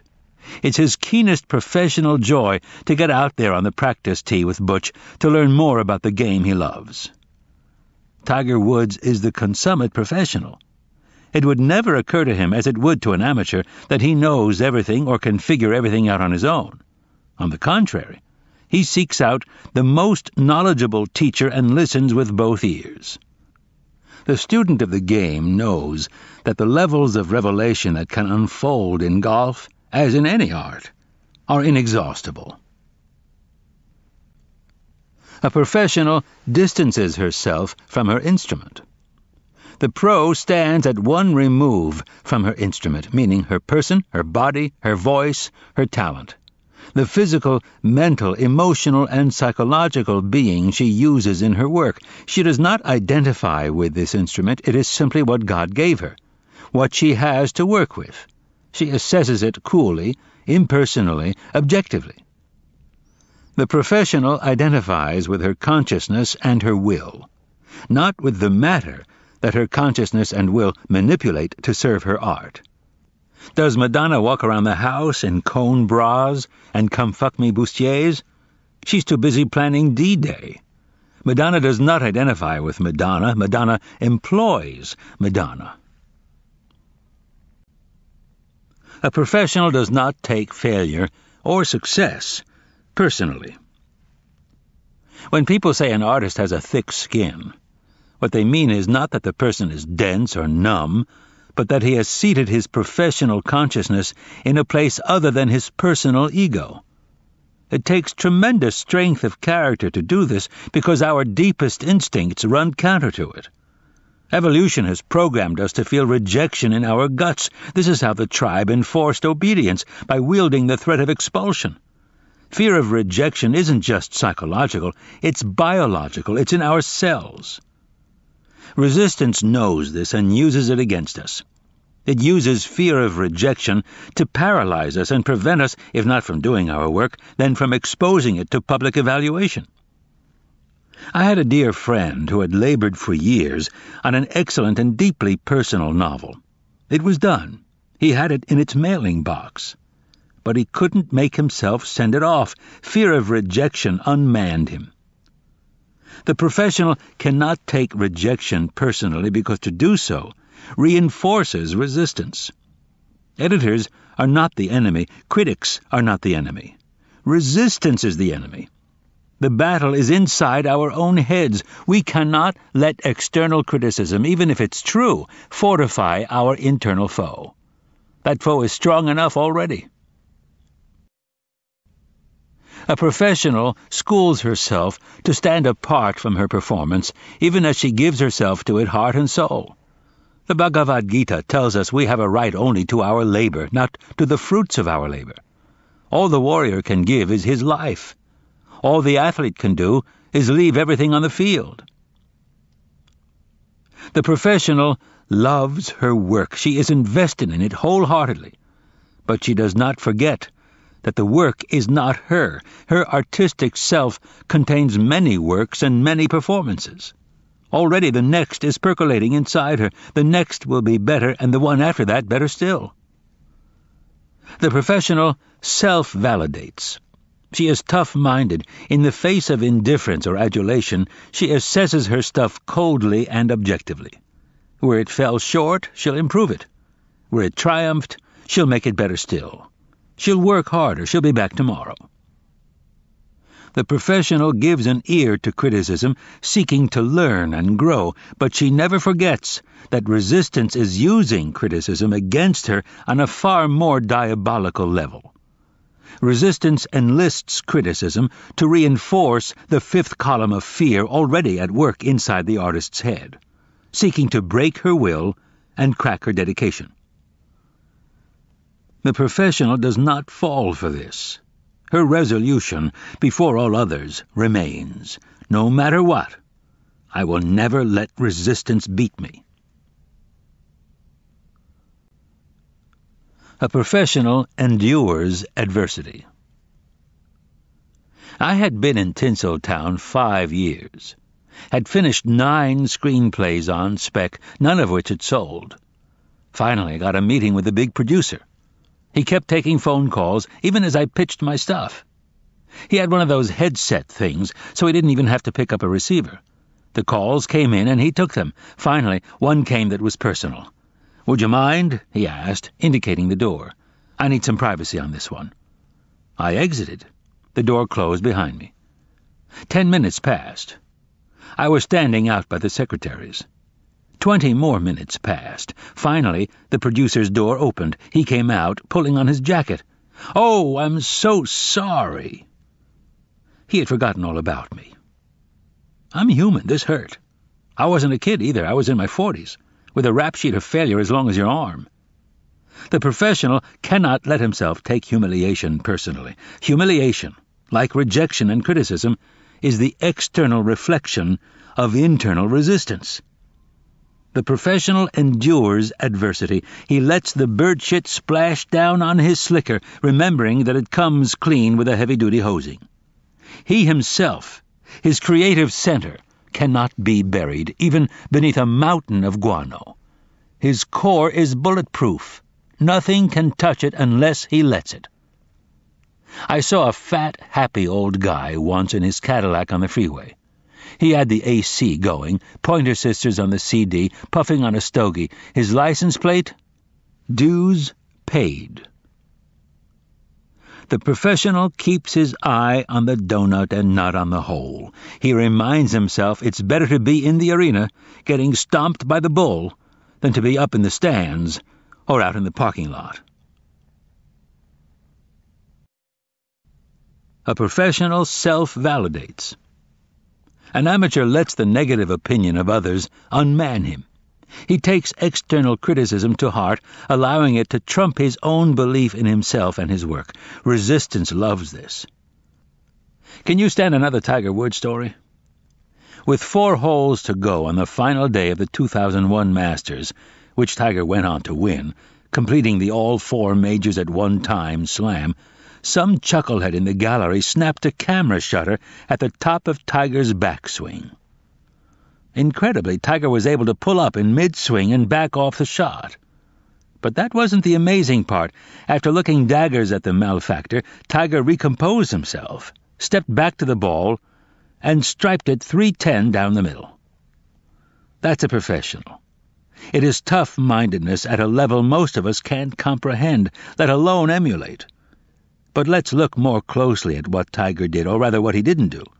First, he didn't react reflexively. He didn't allow an act that, by all rights, should have provoked an automatic response of rage to actually produce that rage. He controlled his reaction. He governed his emotion. Second, he didn't take it personally. He could have perceived this shutterbug's act as a deliberate blow aimed at him individually with the intention of throwing him off his shot. He could have reacted with outrage or indignation or cast himself as a victim. He didn't. Third, he didn't take it as a sign of heaven's malevolence. He could have experienced this bolt as the malice of the golfing gods, like a bad hop in baseball or a linesman's miscall in tennis. He could have groaned or sulked or surrendered mentally to this injustice, this interference, and used it as an excuse to fail. He didn't. What he did do was maintain his sovereignty over the moment. He understood that no matter what blow had befallen him from an outside agency, he himself still had his job to do, the shot he needed to hit right here, right now. And he knew that it remained within his power to produce that shot. Nothing stood in his way except whatever emotional upset he himself chose to hold on to. Tiger's mother, Kultida, is a Buddhist. Perhaps from her he had learned compassion, to let go of fury at the heedlessness of an overzealous shutter-clicker. In any event, Tiger Woods, the ultimate professional, vented his anger quickly with a look, then recomposed himself and returned to the task at hand. The professional cannot allow the actions of others to define his reality. Tomorrow morning the critic will be gone, but the writer will still be there facing the blank page. Nothing matters but that he keep working. Short of a family crisis or the outbreak of World War III, the professional shows up, ready to serve the gods. Remember, resistance wants us to cede sovereignty to others. It wants us to stake our self-worth, our identity, our reason for being on the response of others to our work. Resistance knows we can't take this. No one can. The professional blows critics off. He doesn't even hear them. Critics, he reminds himself, are the unwitting mouthpieces of resistance, and as such can be truly cunning and pernicious. They can articulate in their reviews the same toxic venom that resistance itself concocts inside our heads. That is their real evil, not that we believe them, but that we believe the resistance in our own minds, for which critics serve as unconscious spokespersons. The professional learns to recognize envy-driven criticism and to take it for what it is, the supreme compliment. The critic hates most that which he would have done himself if he had had the guts. A professional recognizes her limitations. She gets an agent, she gets a lawyer, she gets an accountant. She knows she can only be a professional at one thing. She brings in other pros and treats them with respect. A professional reinvents himself. Goldie Hawn once observed that there are only 3 ages for an actress in Hollywood: Babe, D.A., and Driving Miss Daisy.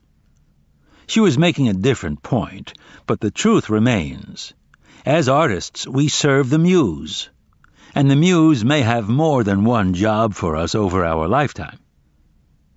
The professional does not permit himself to become hidebound within one incarnation, however comfortable or successful. Like a transmigrating soul, he shucks his outworn body and dons a new one. He continues his journey.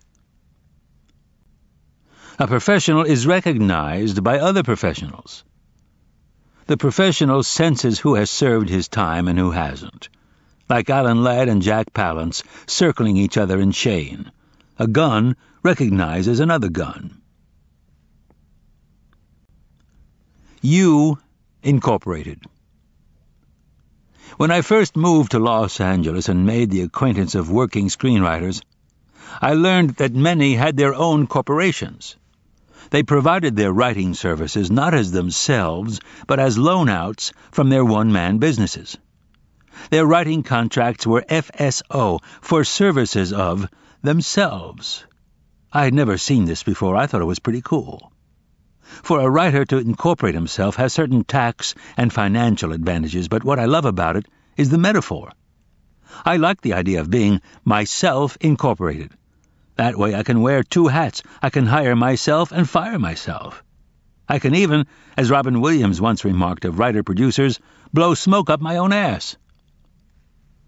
Making yourself a corporation, or just thinking of yourself in that way, reinforces the idea of professionalism because it separates the artist doing the work from the will and consciousness running the show. No matter how much abuse is heaped on the head of the former, the latter takes it in stride and keeps on trucking.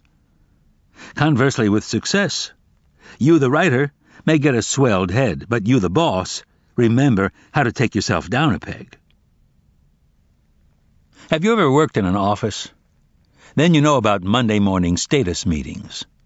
The group assembles in the conference room, and the boss goes over what assignments each team member is responsible for in the coming week. When the meeting breaks up, an assistant prepares a worksheet and distributes it. When this hits your desk an hour later, you know exactly what you have to do that week. I have one of those meetings with myself every Monday. I sit down and go over my assignments. Then I type it up and distribute it to myself. I have corporate stationery and corporate business cards and a corporate checkbook. I write off corporate expenses and pay corporate taxes. I have different credit cards for myself and my corporation. If we think of ourselves as a corporation, it gives us a healthy distance on ourselves. We're less subjective. We don't take blows as personally. We're more cold-blooded. We can price our wares more realistically. Sometimes, as Joe Blow himself, I'm too mild-mannered to go out and sell. But as Joe Blow Incorporated, I can pimp the hell out of myself. I'm not me anymore. I'm me Incorporated. I'm a pro. A critter that keeps coming. Why does resistance yield to our turning pro? Because resistance is a bully. Resistance has no strength of its own. Its power derives entirely from our fear of it. A bully will back down before the runtiest twerp who stands his ground. The essence of professionalism is the focus upon the work and its demands while we are doing it, to the exclusion of all else. The ancient Spartans schooled themselves to regard the enemy, any enemy, as nameless and faceless. In other words, they believed that if they did their work, no force on earth could stand against them. In The Searchers, John Wayne and Jeffrey Hunter pursue the war chief, Scar, who has kidnapped their young kinswoman, played by Natalie Wood. Winter stops them, but Wayne's character, Ethan Edwards, does not slacken his resolve. He'll return to the trail in spring, he declares, and sooner or later the fugitive's vigilance will slacken. Ethan: seems he never learns there's such a thing as a critter that might just keep coming on. So we'll find him in the end, I promise you that. Just as sure as the turning of the earth. The pro keeps coming on. He beats resistance at its own game by being even more resolute and even more implacable than it is. No mystery. There's no mystery to turning pro. It's a decision brought about by an act of will. We make up our mind to view ourselves as pros, and we do it. Simple as that. Book 3. Beyond Resistance. The Higher Realm. The first duty is to sacrifice to the gods and pray them to grant you the thoughts, words, and deeds likely to render your command most pleasing to the gods, and to bring yourself, your friends, and your city the fullest measure of affection and glory and advantage. Xenophon, the cavalry commander. Angels in the abstract. The next few chapters are going to be about those invisible psychic forces that support and sustain us in our journey toward ourselves. I plan on using terms like muses and angels. Does that make you uncomfortable? If it does, you have my permission to think of angels in the abstract. Consider these forces as being impersonal as gravity. Maybe they are. It's not hard to believe, is it, that a force exists in every grain and seed to make it grow? Or that in every kitten or colt is an instinct that impels it to run and play and learn? Just as resistance can be thought of as personal, I've said resistance loves such and such or hates such and such, it can also be viewed as a force of nature as impersonal as entropy or molecular decay. Similarly, the call to growth can be conceptualized as personal, a daimon or genius, an angel or a muse, or as impersonal, like the tides or the transiting of Venus. Either way works, as long as we're comfortable with it. Or, if extra-dimensionality doesn't sit well with you in any form, think of it as talent, programmed into our genes by evolution. The point, for the thesis I'm seeking to put forward, is that there are forces we can call our allies. As resistance works to keep us from becoming who we were born to be, equal and opposite powers are counterpoised against it. These are our allies and angels. Approaching the mystery. Why have I stressed professionalism so heavily in the preceding chapters? Because the most important thing about art is to work. Nothing else matters except sitting down every day and trying. Why is this so important? Because when we sit down day after day and keep grinding, something mysterious starts to happen. A process is set into motion by which, inevitably and infallibly, heaven comes to our aid. Unseen forces enlist in our cause. Serendipity reinforces our purpose. This is the other secret that real artists know and wannabe writers don't. When we sit down each day and do our work, power concentrates around us. The muse takes note of our dedication. She approves. We have earned favor in her sight. When we sit down and work, we become like a magnetized rod that attracts iron filings. Ideas come, insights accrete. Just as resistance has its seat in hell, so creation has its home in heaven. And it's not just a witness, but an eager and active ally.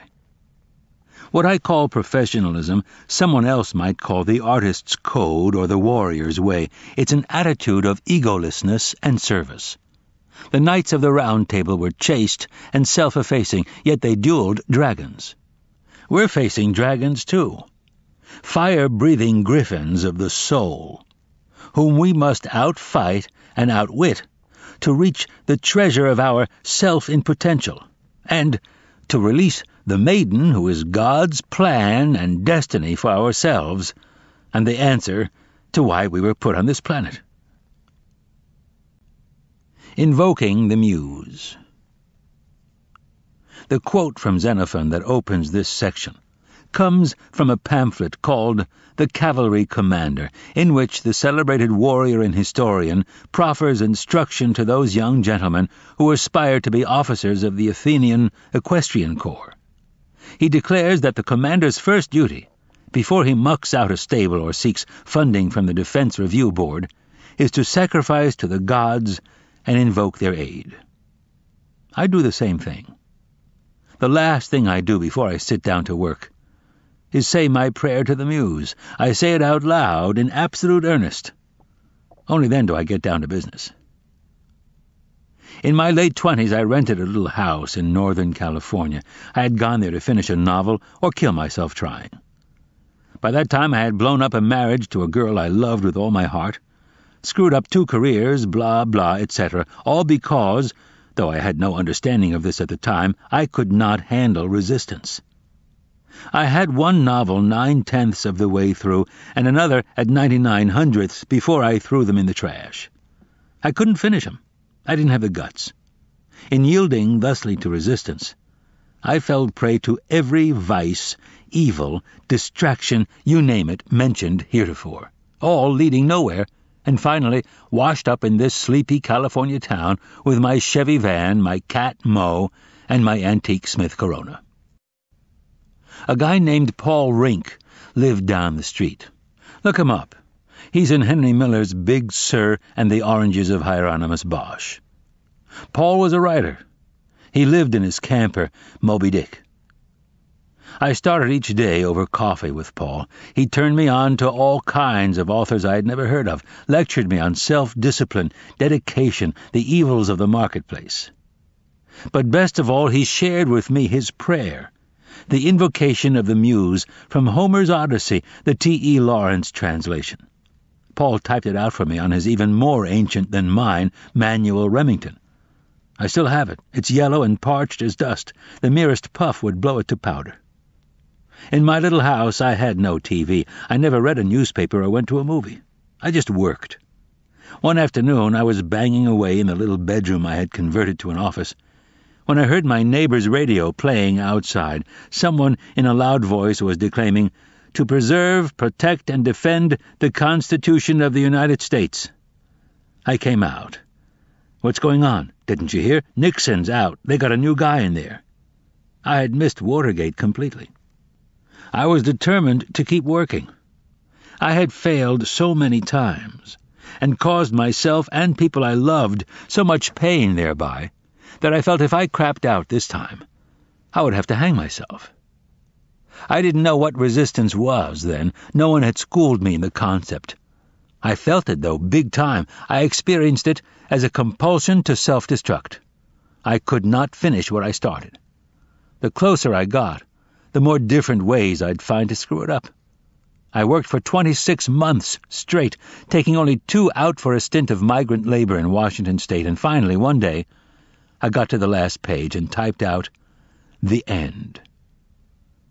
I never did find a buyer for the book, or the next one either. It was 10 years before I got the first check for something I had written, and 10 more before a novel, The Legend of Bagger Vance, was actually published. But that moment when I first hit the keys to spell out the end was epical. I remember rolling the last page out and adding it to the stack that was the finished manuscript.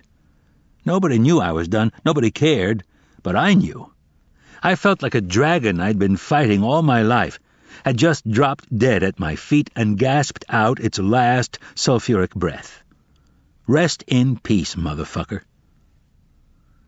Next morning, I went over to Paul's for coffee and told him I had finished. "Good for you," he said, without looking up. "Start the next one today." Invoking the Muse, Part 2. Before I met Paul, I had never heard of the Muses. He enlightened me. The Muses were 9 sisters, daughters of Zeus and Mnemosyne, which means memory.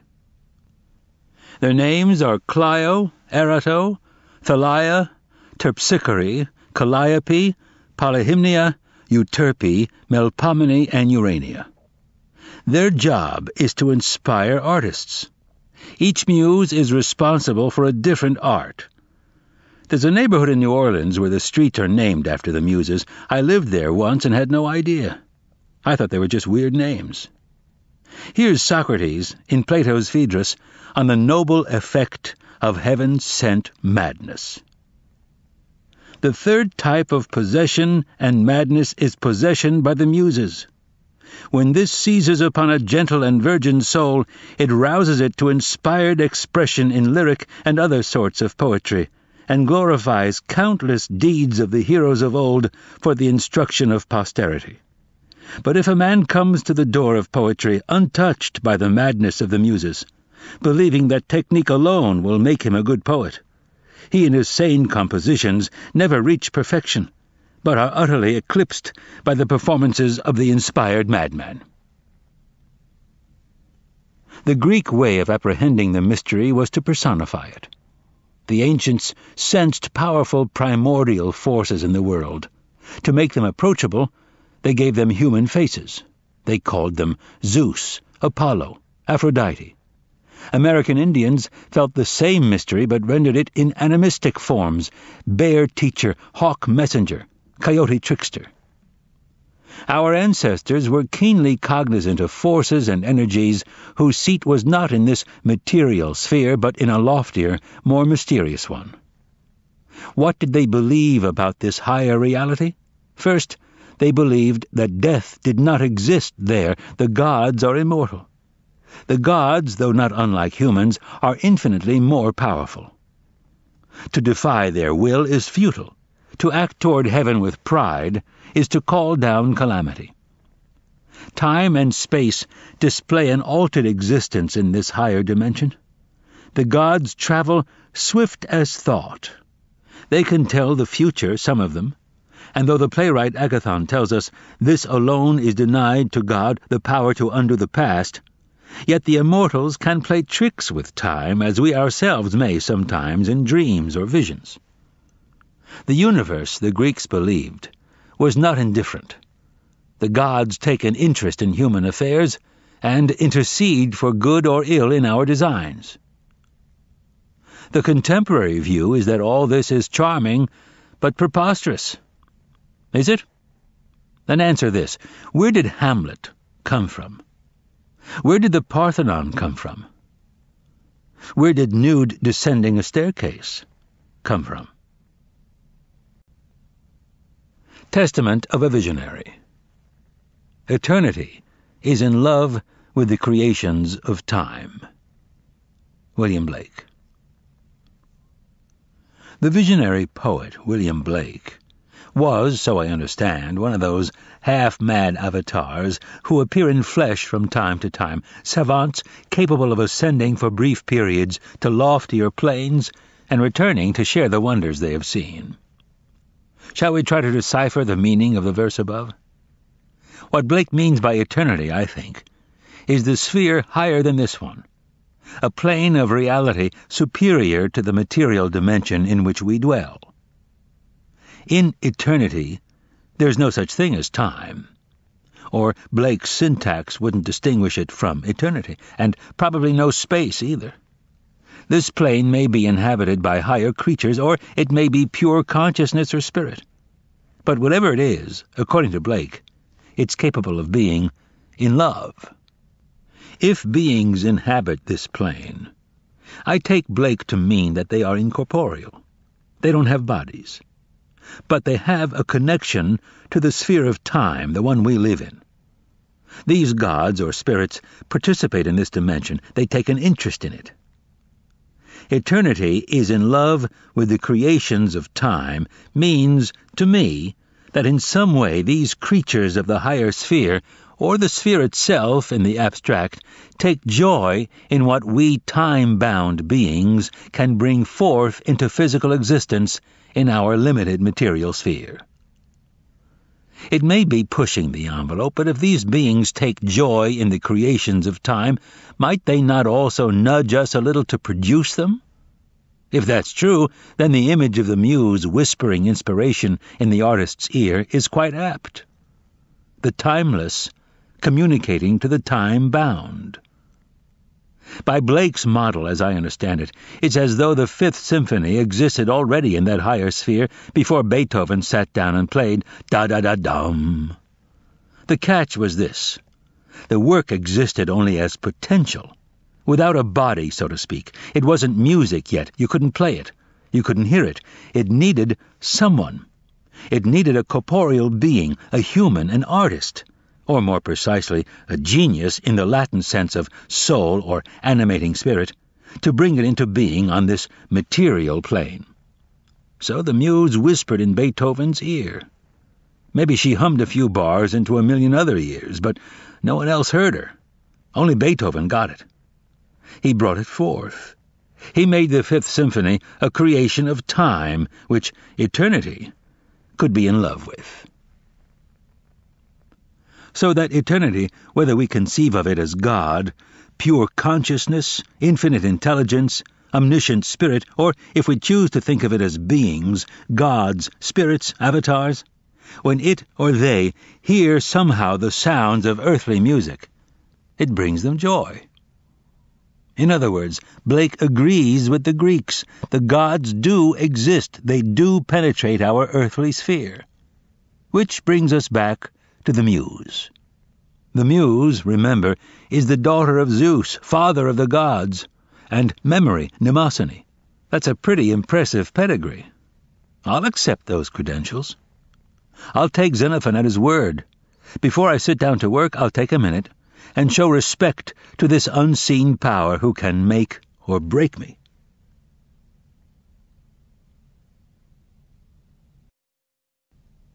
Invoking the Muse, Part 3. Artists have invoked the Muse since time immemorial. There is great wisdom to this. There is magic to effacing our human arrogance and humbly entreating help from a source we cannot see, hear, touch, or smell. Here's the start of Homer's Odyssey, the T.E. Lawrence translation. O divine poesy, goddess, daughter of Zeus, sustain for me this song of the various-minded man who, after he had plundered the innermost citadel of hallowed Troy, was made to stray grievously about the coasts of men, the sport of their customs, good and bad, while his heart, through all the seafaring, ached with an agony to redeem himself and bring his company safe home. Vain hope for them.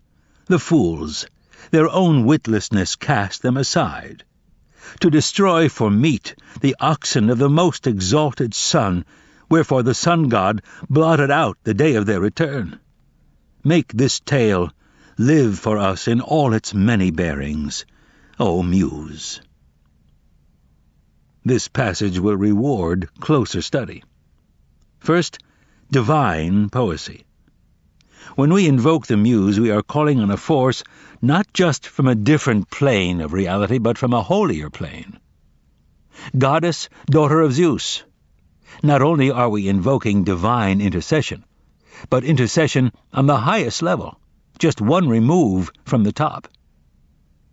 Sustain for me. Homer doesn't ask for brilliance or success. He just wants to keep this thing going. This song. That about covers it, from the Brothers Karamazov to your new venture in the plumbing supply business. I love the summation of Odysseus's trials that comprises the body of the invocation. It's Joseph Campbell's hero's journey in a nutshell, as concise a synopsis of the story of every man as it gets. There's the initial crime, which we all inevitably commit, which ejects the hero from his homebound complacency and propels him upon his wanderings, the yearning for redemption, the untiring campaign to get home, meaning back to God's grace, back to himself. I admire particularly the warning against the second crime, to destroy for meat the oxen of the most exalted son. That's the felony that calls down soul destruction, the employment of the sacred for profane means. Prostitution. Selling out. Lastly, the artist's wish for his work. Make this tale live for us in all its many bearings, O Muse. That's what we want, isn't it? More than make it great, make it live. And not from one angle only, but in all its many bearings. Okay, we've said our prayer. We're ready to work. Now what? The magic of making a start. Concerning all acts of initiative and creation, there is one elementary truth, the ignorance of which kills countless ideas and splendid plans. That the moment one definitely commits oneself, then Providence moves too. All sorts of things occur to help one that would not otherwise have occurred. A whole stream of events issues from the decision, raising in one's favor all manner of unforeseen incidents and meetings and material assistance which no man would have dreamed would come his way. I have learned a deep respect for one of Goethe's couplets. Whatever you can do, or dream you can, begin it. Boldness has genius, magic, and power in it. Begin it now. W. H. Murray, The Scottish Himalayan Expedition. Did you ever see Wings of Desire, Wim Wenders' film about angels among us? City of Angels with Meg Ryan and Nicolas Cage was the American version. I believe it. I believe there are angels. They're here, but we can't see them. Angels work for God. It's their job to help us, wake us up, bump us along. Angels are agents of evolution. The Kabbalah describes angels as bundles of light, meaning intelligence, consciousness.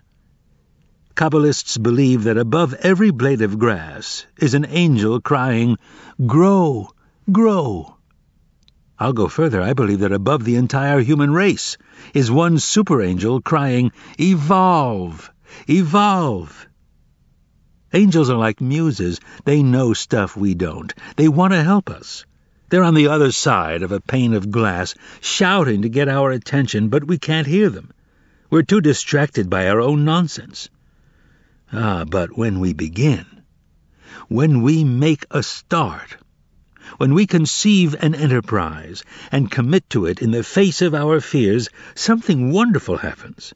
A crack appears in the membrane, like the first craze when a chick pecks at the inside of its shell. Angel midwives congregate around us. They assist as we give birth to ourselves, to that person we were born to be, to the one whose destiny was encoded in our soul, our daimon, our genius. When we make a beginning, we get out of our own way and allow the angels to come in and do their job. They can speak to us now, and it makes them happy. It makes God happy. Eternity, as Blake might have told us, has opened a portal into time. And we're it. The magic of keeping going. When I finish a day's work, I head up into the hills for a hike. I take a pocket tape recorder because I know that as my surface mind empties with the walk, another part of me will chime in and start talking. The word Lear on page 342, it should be ogle. You repeated yourself in chapter 21. The last sentence is just like that one in the middle of chapter 7. That's the kind of stuff that comes. It comes to all of us, every day, every minute. These paragraphs I'm writing now were dictated to me yesterday. They replace a prior, weaker opening to this chapter. I'm unspooling the new, improved version now, right off the recorder. This process of self-revision and self-correction is so common we don't even notice, but it's a miracle. And its implications are staggering. Who's doing this revising anyway? What force is yanking at our sleeves? What does it tell us about the architecture of our psyches, that without our exerting effort or even thinking about it, some voice in our head pipes up to counsel us, and counsel us wisely, on how to do our work and live our lives? Whose voice is it? What software is grinding away, scanning gigabytes, while we, our mainstream selves, are otherwise occupied? Are these angels? Are they muses? Is this the unconscious? The self? Whatever it is, it's smarter than we are, a lot smarter. It doesn't need us to tell it what to do. It goes to work all by itself. It seems to want to work. It seems to enjoy it. What exactly is it doing? It's organizing. The principle of organization is built into nature. Chaos itself is self-organizing. Out of primordial disorder, stars find their orbits. Rivers make their way to the sea. When we, like God, set out to create a universe, a book, an opera, a new business venture, the same principle kicks in. Our screenplay resolves itself into a 3-act structure. Our symphony takes shape into movements. Our plumbing supply venture discovers its optimum chain of command. How do we experience this? By having ideas. Insights pop into our heads while we're shaving or taking a shower, or even, amazingly, while we're actually working. The elves behind this are smart. If we forget something, they remind us. If we veer off course, they trim the tabs and steer us back. What can we conclude from this? Clearly, some intelligence is at work, independent of our conscious mind, and yet in alliance with it, processing our material for us and alongside us. This is why artists are modest. They know they're not doing the work, they're just taking dictation. It's also why non-creative people hate creative people, because they're jealous. They sense that artists and writers are tapped into some grid of energy and inspiration that they themselves cannot connect with. Of course, this is nonsense. We're all creative. We all have the same psyche. The same everyday miracles are happening in all our heads, day by day, minute by minute. Largo. In my 20s, I drove tractor-trailers for a company called Burton Lines in Durham, North Carolina. I wasn't very good at it. My self-destruction demons had me. Only blind luck kept me from killing myself and any other poor suckers who happened to be on the highway at the same time. It was a tough period. I was broke, estranged from my wife and my family. One night I had this dream. I was part of the crew of an aircraft carrier. Only the ship was stuck on dry land. It was still launching its jets and doing its thing, but it was marooned half a mile from the ocean. The sailors all knew how screwed up the situation was. They felt it as a keen and constant distress. The only bright spot was there was a marine gunnery sergeant on board nicknamed Largo. In the dream it seemed like the coolest name anyone could possibly have, Largo. I loved it. Largo was one of those hardcore senior non-coms like the Burt Lancaster character Warden in From Here to Eternity.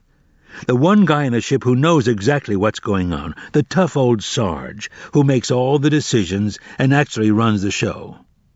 But where was Largo? I was standing miserably by the rail when the captain came over and started talking to me. Even he was lost. It was his ship, but he didn't know how to get it off dry land. I was nervous, finding myself in conversation with the brass and couldn't think of a thing to say. The skipper didn't seem to notice. He just turned to me casually and said, "What the hell are we going to do, Largo?" I woke up electrified. I was Largo. I was the salty old gunny. The power to take charge was in my hands. All I had to do was believe it. Where did this dream come from? Plainly, its intent was benevolent. What was its source? And what does it say about the workings of the universe that such things happen at all? Again, we've all had dreams like that. Again, they're common as dirt. So is the sunrise. That doesn't make it any less a miracle. Before I got to North Carolina, I worked in the oil fields around Buras, Louisiana. I lived in a bunkhouse with a bunch of other transient geeks. One guy had picked up a paperback about meditation in a bookstore in New Orleans. He was teaching me how to do it. I used to go out to this dock after work and see if I could get into it. One night, this came. I was sitting cross-legged when an eagle came and landed on my shoulders. The eagle merged with me and took off flying so that my head became its head and my arms its wings. It felt completely authentic. I could feel the air under my wings, as solid as water feels when you row in it with an oar. It was substantial. You could push off against it. So this was how birds flew. I realized that it was impossible for a bird to fall out of the sky. All it would have to do was extend its wings. The solid air would hold it up with the same power we feel when we stick our hand out the window of a moving car. I was pretty impressed with this movie that was playing in my head, but I still had no idea what it meant. I asked the eagle, "Hey, what am I supposed to be learning from this?" A voice answered, silently, "You're supposed to learn that things that you think are nothing, as weightless as air, are actually powerful, substantial forces, as real and as solid as earth." I understood.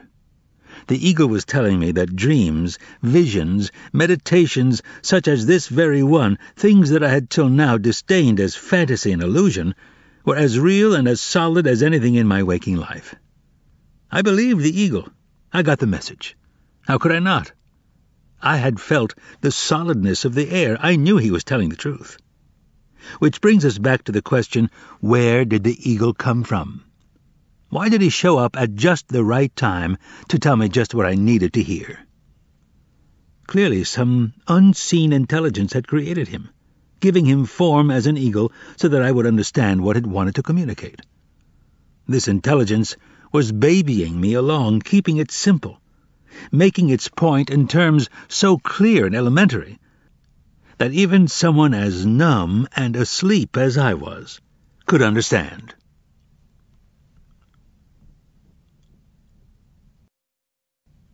Life and Death. Remember the movie Billy Jack, starring Tom Laughlin? The film and its sequels have long since decamped to cable, but Tom Laughlin is still very much around. In addition to his movie work, he's a lecturer and author and a Jungian-schooled psychologist whose specialty is working with people who have been diagnosed with cancer. Tom Laughlin teaches and leads workshops. Here's a paraphrase of something I heard him say. The moment a person learns he's got terminal cancer, a profound shift takes place in his psyche. At one stroke in the doctor's office, he becomes aware of what really matters to him. Things that 60 seconds earlier had seemed all-important suddenly appear meaningless, while people and concerns that he had till then dismissed at once take on supreme importance. Maybe, he realizes, working this weekend on that big deal at the office isn't all that vital. Maybe it's more important to fly cross-country for his grandson's graduation. Maybe it isn't so crucial that he have the last word in the fight with his wife. Maybe instead he should tell her how much she means to him and how deeply he has always loved her. Other thoughts occurred to the patient diagnosed as terminal. What about that gift he had for music? What became of the passion he once felt to work with the sick and the homeless? Why do these unlived lives return now with such power and poignancy? Faced with our imminent extinction, Tom Laughlin believes all assumptions are called into question. What does our life mean? Have we lived it right? Are there vital acts we've left unperformed, crucial words unspoken? Is it too late? The ego, Jung tells us, is that part of the psyche that we think of as I, our conscious intelligence, our everyday brain that thinks, plans, and runs the show of our day-to-day life. The self, as Jung defined it, is a greater entity, which includes the ego but also incorporates the personal and collective unconscious. Dreams and intuitions come from the self. The archetypes of the unconscious dwell there. It is, Jung believed, the sphere of the soul. What happens in that instant when we learn we may soon die, Tom Laughlin contends, is that the seat of our consciousness shifts. It moves from the ego to the self. The world is entirely new, viewed from the self. At once we discern what's really important. Superficial concerns fall away, replaced by a deeper, more profoundly grounded perspective. This is how Tom Laughlin's foundation battles cancer. He counsels his clients not just to make that shift mentally, but to live it out in their lives. He supports the housewife in resuming her career in social work, urges the businessman to return to the violin, assists the Vietnam vet to write his novel. Miraculously, cancers go into remission. People recover. Is it possible, Tom Laughlin asks, that the disease itself evolved as a consequence of actions taken or not taken in our lives? Could our unlived lives have exacted their vengeance upon us in the form of cancer? And if they did, can we cure ourselves now by living these lives out? The ego and the self. Here's what I think. I think angels make their home in the self, while resistance has its seat in the ego. The fight is between the two. The self wishes to create, to evolve. The ego likes things just the way they are. What is the ego anyway? Since this is my book, I'll define it my way. The ego is that part of the psyche that believes in material existence. The ego's job is to take care of business in the real world. It's an important job. We couldn't last a day without it. But there are worlds other than the real world, and this is where the ego runs into trouble. Here's what the ego believes. 1. Death is real. The ego believes that our existence is defined by our physical flesh. When the body dies, we die. There is no life beyond life. 2. Time and space are real. The ego is analog. It believes that to get from A to Z, we have to pass through B, C, and D. To get from breakfast to supper, we have to live the whole day. 3. Every individual is different and separate from every other. The ego believes that I am distinct from you. The twain cannot meet. I can hurt you, and it won't hurt me. 4. The predominant impulse of life is self-preservation. Because our existence is physical and thus vulnerable to innumerable evils, we live and act out of fear in all we do. It is wise, the ego believes, to have children to carry on our line when we die, to achieve great things that will live after us, and to buckle our seatbelts. 5. There is no God. No sphere exists except the physical, and no rules apply except those of the material world. These are the principles the ego lives by. They are sound, solid principles. Here's what the self believes. 1. Death is an illusion. The soul endures and evolves through infinite manifestations. 2. Time and space are illusions. Time and space operate only in the physical sphere, and even here don't apply to dreams, visions, transports. In other dimensions we move swift as thought and inhabit multiple planes simultaneously. 3. All beings are one. If I hurt you, I hurt myself. 4. The supreme emotion is love. Union and mutual assistance are the imperatives of life.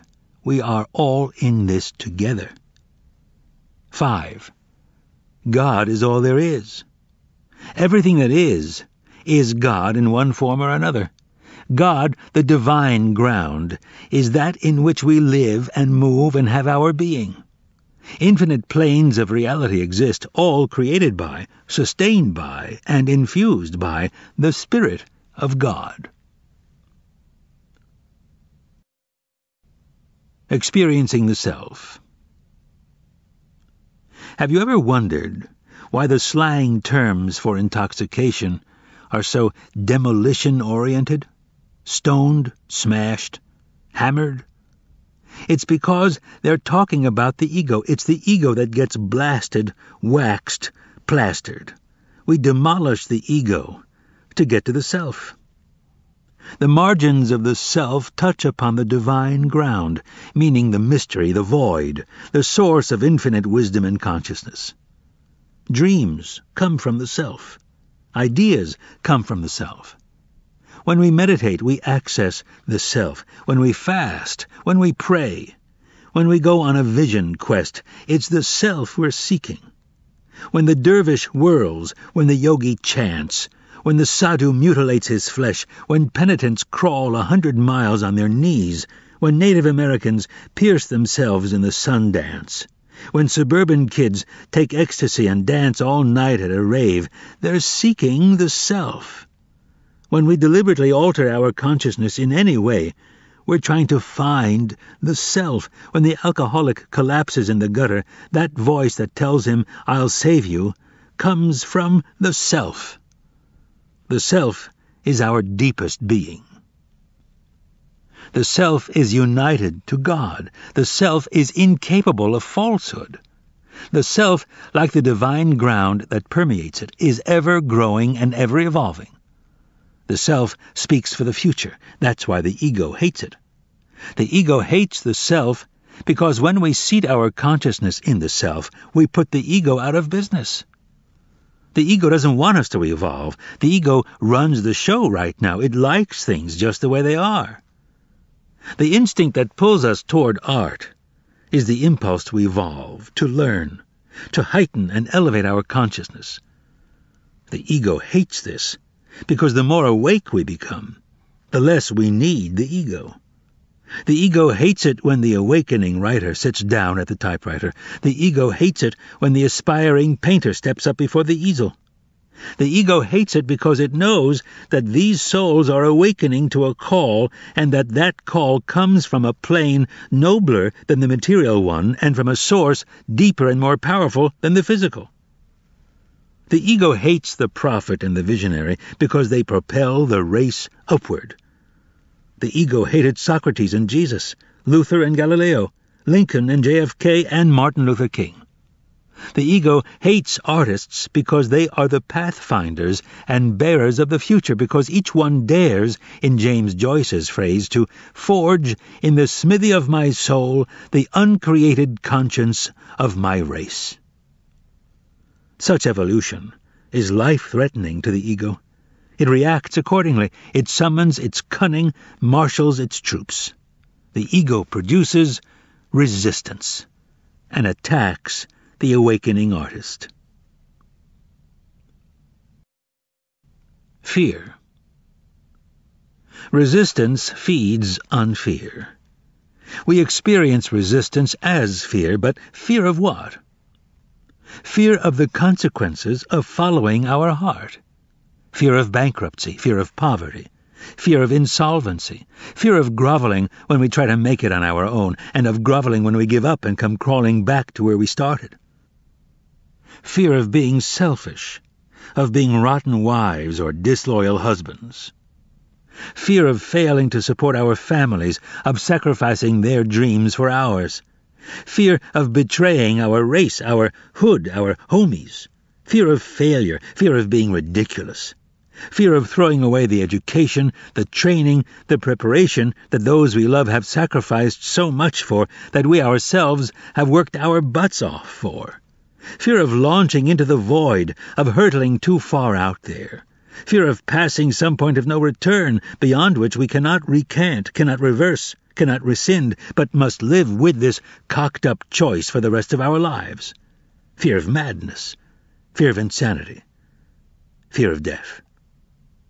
These are serious fears, but they're not the real fear, not the master fear, the mother of all fears, that's so close to us that even when we verbalize it, we don't believe it.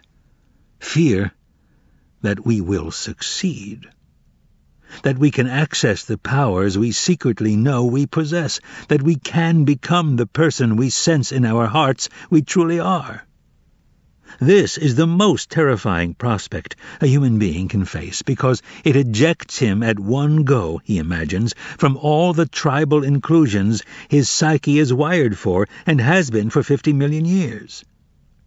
We fear discovering that we are more than we think we are, more than our parents, children, teachers think we are. We fear that we actually possess the talent that our still small voice tells us, that we actually have the guts, the perseverance, the capacity.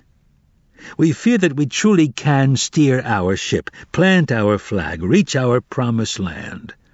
We fear this because if it's true, then we become estranged from all we know. We pass through a membrane. We become monsters and monstrous. We know that if we embrace our ideals, we must prove worthy of them, and that scares the hell out of us. What will become of us? We will lose our friends and family, who will no longer recognize us. We will wind up alone in the cold void of starry space, with nothing and no one to hold on to. Of course, this is exactly what happens. But here's the trick. We wind up in space, but not alone.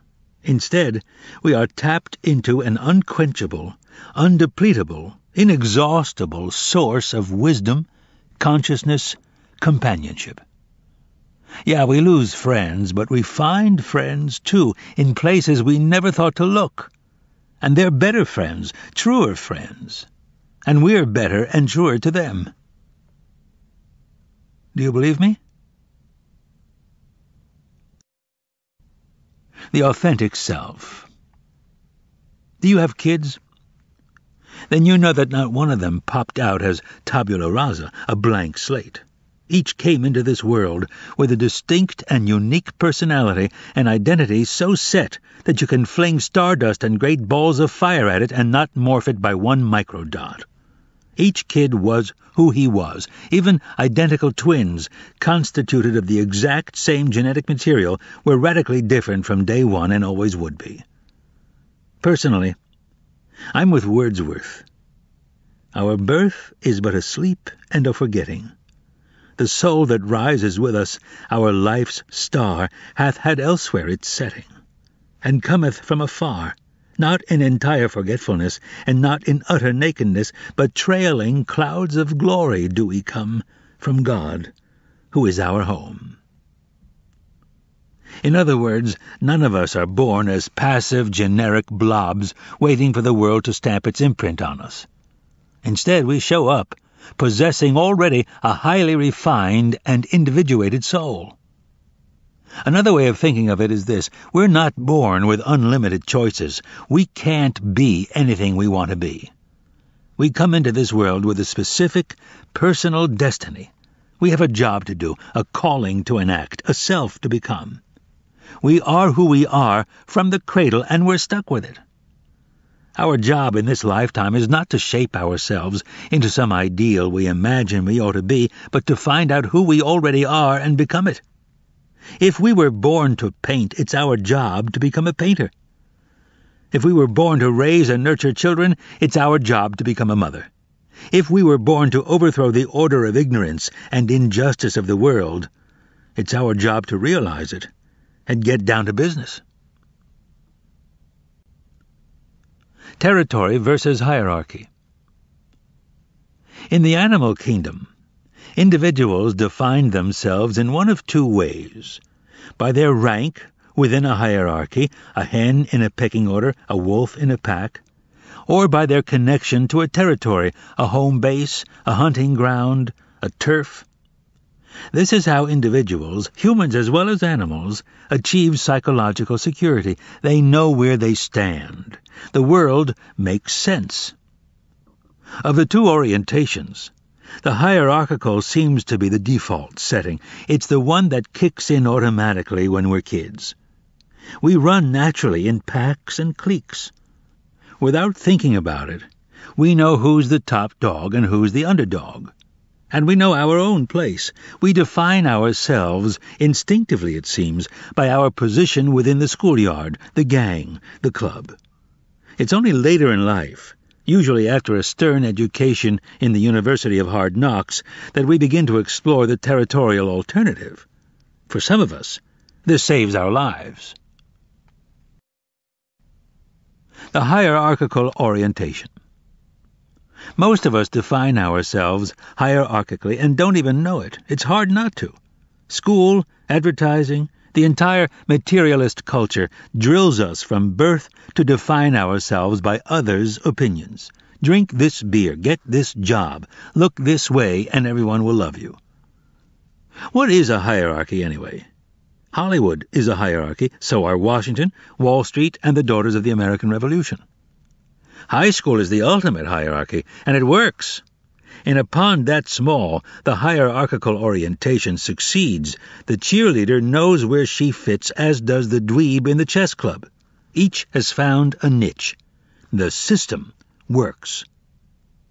There's a problem with the hierarchical orientation, though. When the numbers get too big, the thing breaks down. A pecking order can hold only so many chickens. In Massapequa High, you can find your place. Move to Manhattan, and the trick no longer works. New York City is too big to function as a hierarchy, so is IBM, so is Michigan State. The individual in multitudes this vast feels overwhelmed, anonymous. He is submerged in the mass. He's lost.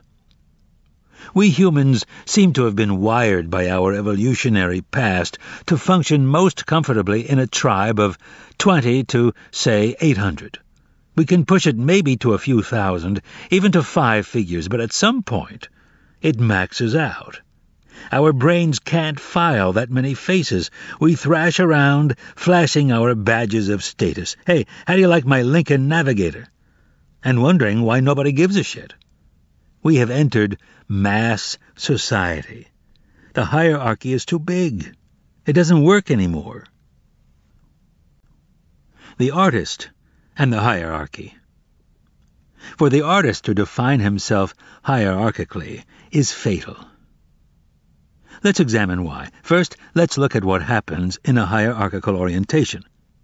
An individual who defines himself by his place in a pecking order will, 1.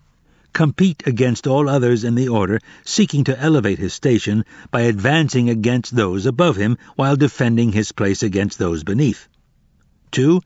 Evaluate his happiness, success, achievement by his rank within the hierarchy, feeling most satisfied when he's high and most miserable when he's low.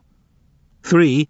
Act toward others based upon their rank in the hierarchy to the exclusion of all other factors. 4.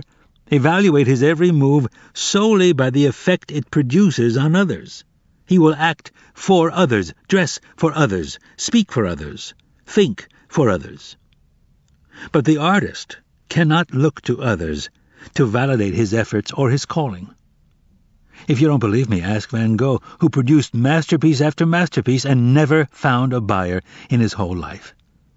The artist must operate territorially. He must do his work for its own sake. To labor in the arts for any reason other than love is prostitution. Recall the fate of Odysseus's men who slew the cattle of the sun. Their own witlessness cast them away, the fools, to destroy for meat the oxen of the most exalted sun, wherefore the sun-god blotted out the day of their return. In the hierarchy, the artist faces outward. Meeting someone new, he asks himself, what can this person do for me? How can this person advance my standing? In the hierarchy, The artist looks up and looks down.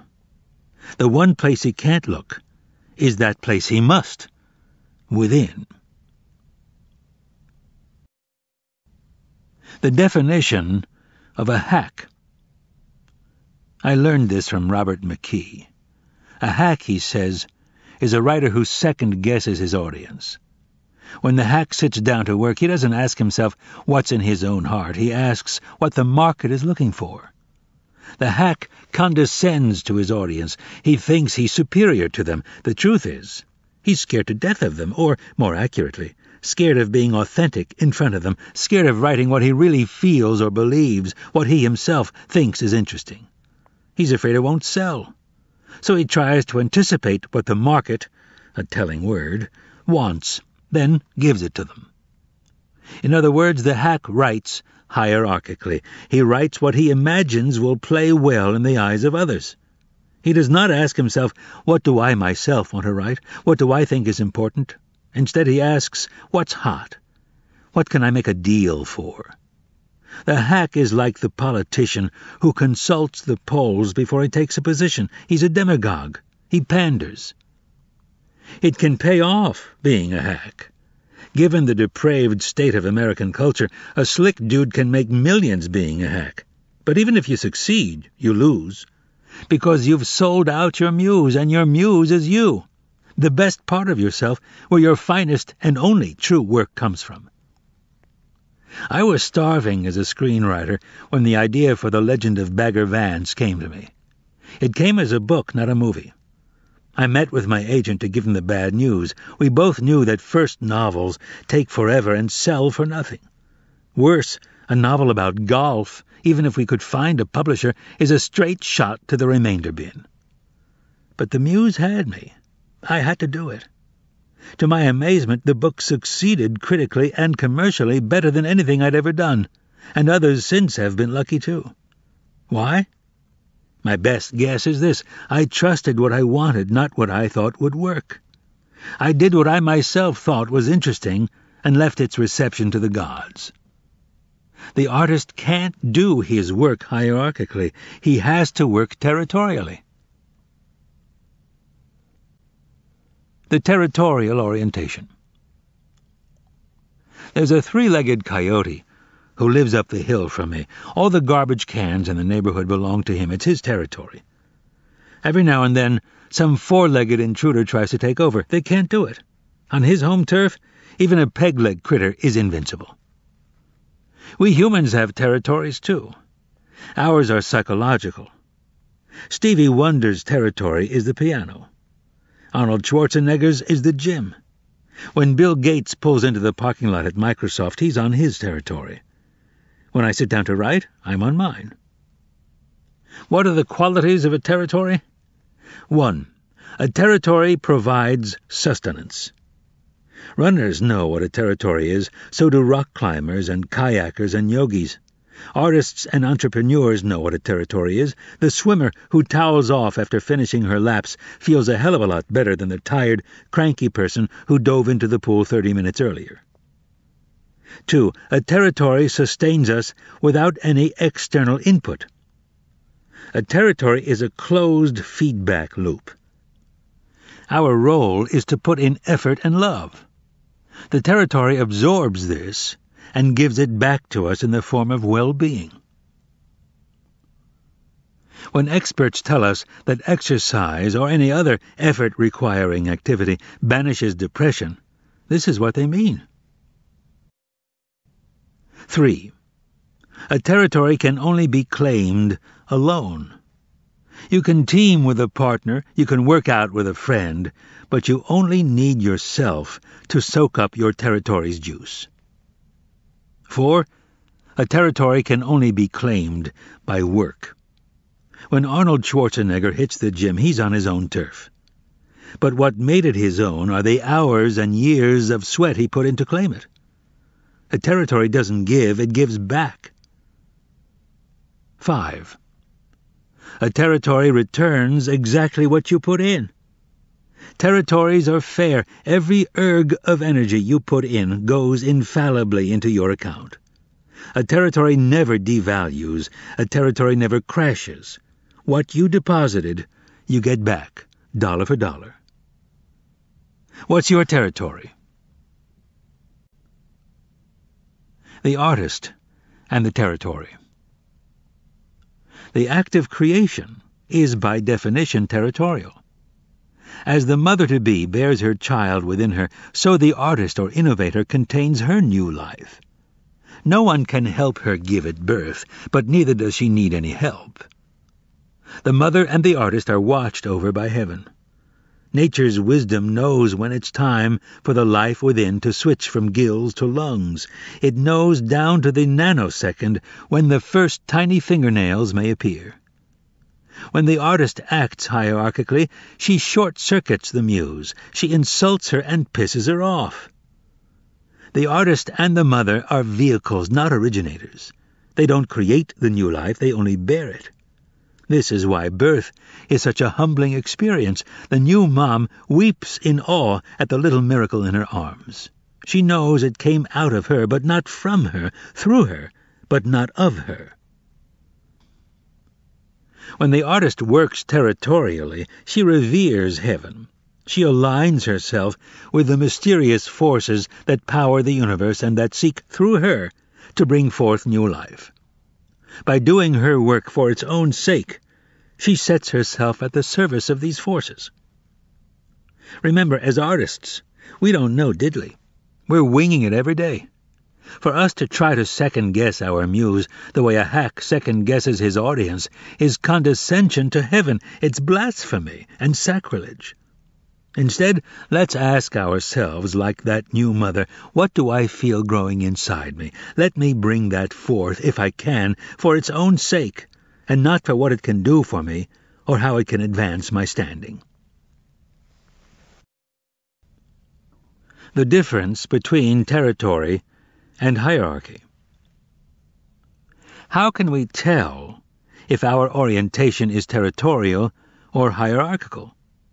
One way is to ask ourselves, if I were feeling really anxious, what would I do? If we would pick up the phone and call 6 friends, one after the other, with the aim of hearing their voices and reassuring ourselves that they still love us, we're operating hierarchically. We're seeking the good opinion of others. What would Arnold Schwarzenegger do on a freaky day? He wouldn't phone his buddies, he'd head for the gym.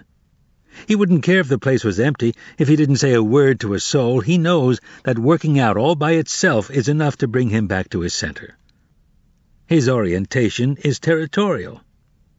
Here's another test. Of any activity you do, ask yourself, if I were the last person on Earth, would I still do it? If you're all alone on the planet, a hierarchical orientation makes no sense. There's no one to impress, so if you'd still pursue that activity, congratulations, you're doing it territorially. If Arnold Schwarzenegger were the last man on Earth, he'd still go to the gym. Stevie Wonder would still pound the piano. The sustenance they get comes from the act itself, not from the impression it makes on others. I have a friend who's nuts for clothes. If she were the last woman on Earth, she would shoot straight to Givenchy or Saint Laurent, smash her way in and start pillaging. In her case, it wouldn't be to impress others. She just loves clothes. That's her territory. Now, what about ourselves as artists? How do we do our work, hierarchically or territorially? If we were freaked out, would we go there first? If we were the last person on Earth, would we still show up at the studio? The rehearsal hall? The laboratory? The supreme virtue. Someone once asked the Spartan king, Leonidas, to identify the supreme warrior virtue from which all others flowed. He replied, contempt for death. For us, as artists, read failure. Contempt for failure is our cardinal virtue. By confining our attention territorially to our own thoughts and actions, in other words, to the work and its demands, we cut the earth from beneath the blue-painted, shield-banging, spear-brandishing foe. The fruits of our labor. When Krishna instructed Arjuna that we have a right to our labor, but not to the fruits of our labor, he was counseling the warrior to act territorially, not hierarchically. We must do our work for its own sake, not for fortune or attention or applause. Then there's the third way proffered by the Lord of Discipline, which is beyond both hierarchy and territory. That is to do the work and give it to Him. Do it as an offering to God. Give the act to me, purged of hope and ego. Fix your attention on the soul. Act and do for me. The work comes from heaven anyway. Why not give it back? To labor in this way, the Bhagavad Gita tells us, is a form of meditation and a supreme species of spiritual devotion. It also, I believe, conforms most closely to higher reality. In fact, we are servants of the mystery. We were put here on earth to act as agents of the infinite, to bring into existence that which is not yet, but which will be through us. Every breath we take, every heartbeat, every evolution of every cell comes from God and is sustained by God every second, just as every creation, invention, every bar of music or line of verse, every thought, vision, fantasy, every dumbass flop and stroke of genius comes from that infinite intelligence that created us and the universe in all its dimensions out of the void, the field of infinite potential, primal chaos, the muse. To acknowledge that reality, to efface all ego, to let the work come through us and give it back freely to its source, that, in my opinion, is as true to reality as it gets. Portrait of the Artist. In the end, we arrive at a kind of model of the artist's world, and that model is that there exist other, higher planes of reality about which we can prove nothing, but from which arise our lives, our work, and our art. These spheres are trying to communicate with ours. When Blake said eternity is in love with the creations of time, he was referring to those planes of pure potential which are timeless, placeless, spaceless, but which long to bring their visions into being here in this time-bound, space-defined world. The artist is the servant of that intention, those angels, that muse. The enemy of the artist is the small-time ego, which begets resistance, which is the dragon that guards the gold. That's why an artist must be a warrior, and, like all warriors, artists over time acquire modesty and humility. They may, some of them, conduct themselves flamboyantly in public, but alone with the work they are chaste and humble. They know they are not the source of the creations they bring into being. They only facilitate, they carry. They are the willing and skilled instruments of the gods and goddesses they serve. The artist's life. Are you a born writer? Were you put on earth to be a painter, a scientist, an apostle of peace? In the end, the question can only be answered by action. Do it or don't do it. It may help to think of it this way. If you are meant to cure cancer, or write a symphony, or crack cold fusion, and you don't do it, you not only hurt yourself, even destroy yourself, you hurt your children. You hurt me. You hurt the planet.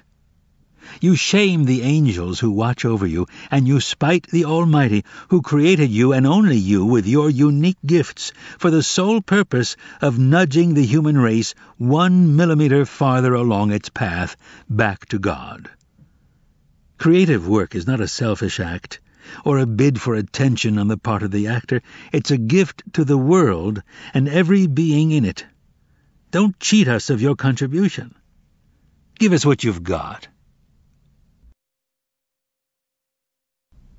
The end.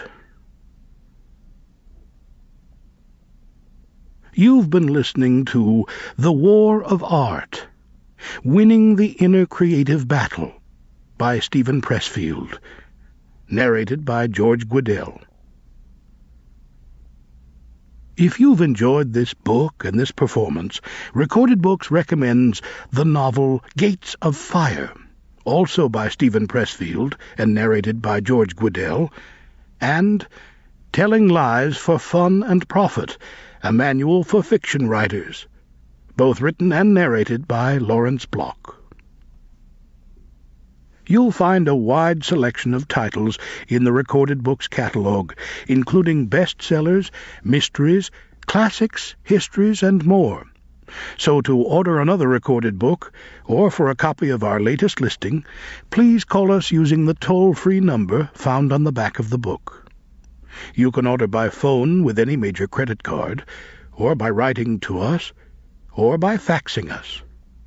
Don't forget to ask about easy 30-day rentals by mail. On our website, you can browse the catalog, hear about the latest releases, place orders, or tune into narrator profiles and author interviews. So visit us there at www.recordedbooks.com. And thank you for being a Recorded Books reader.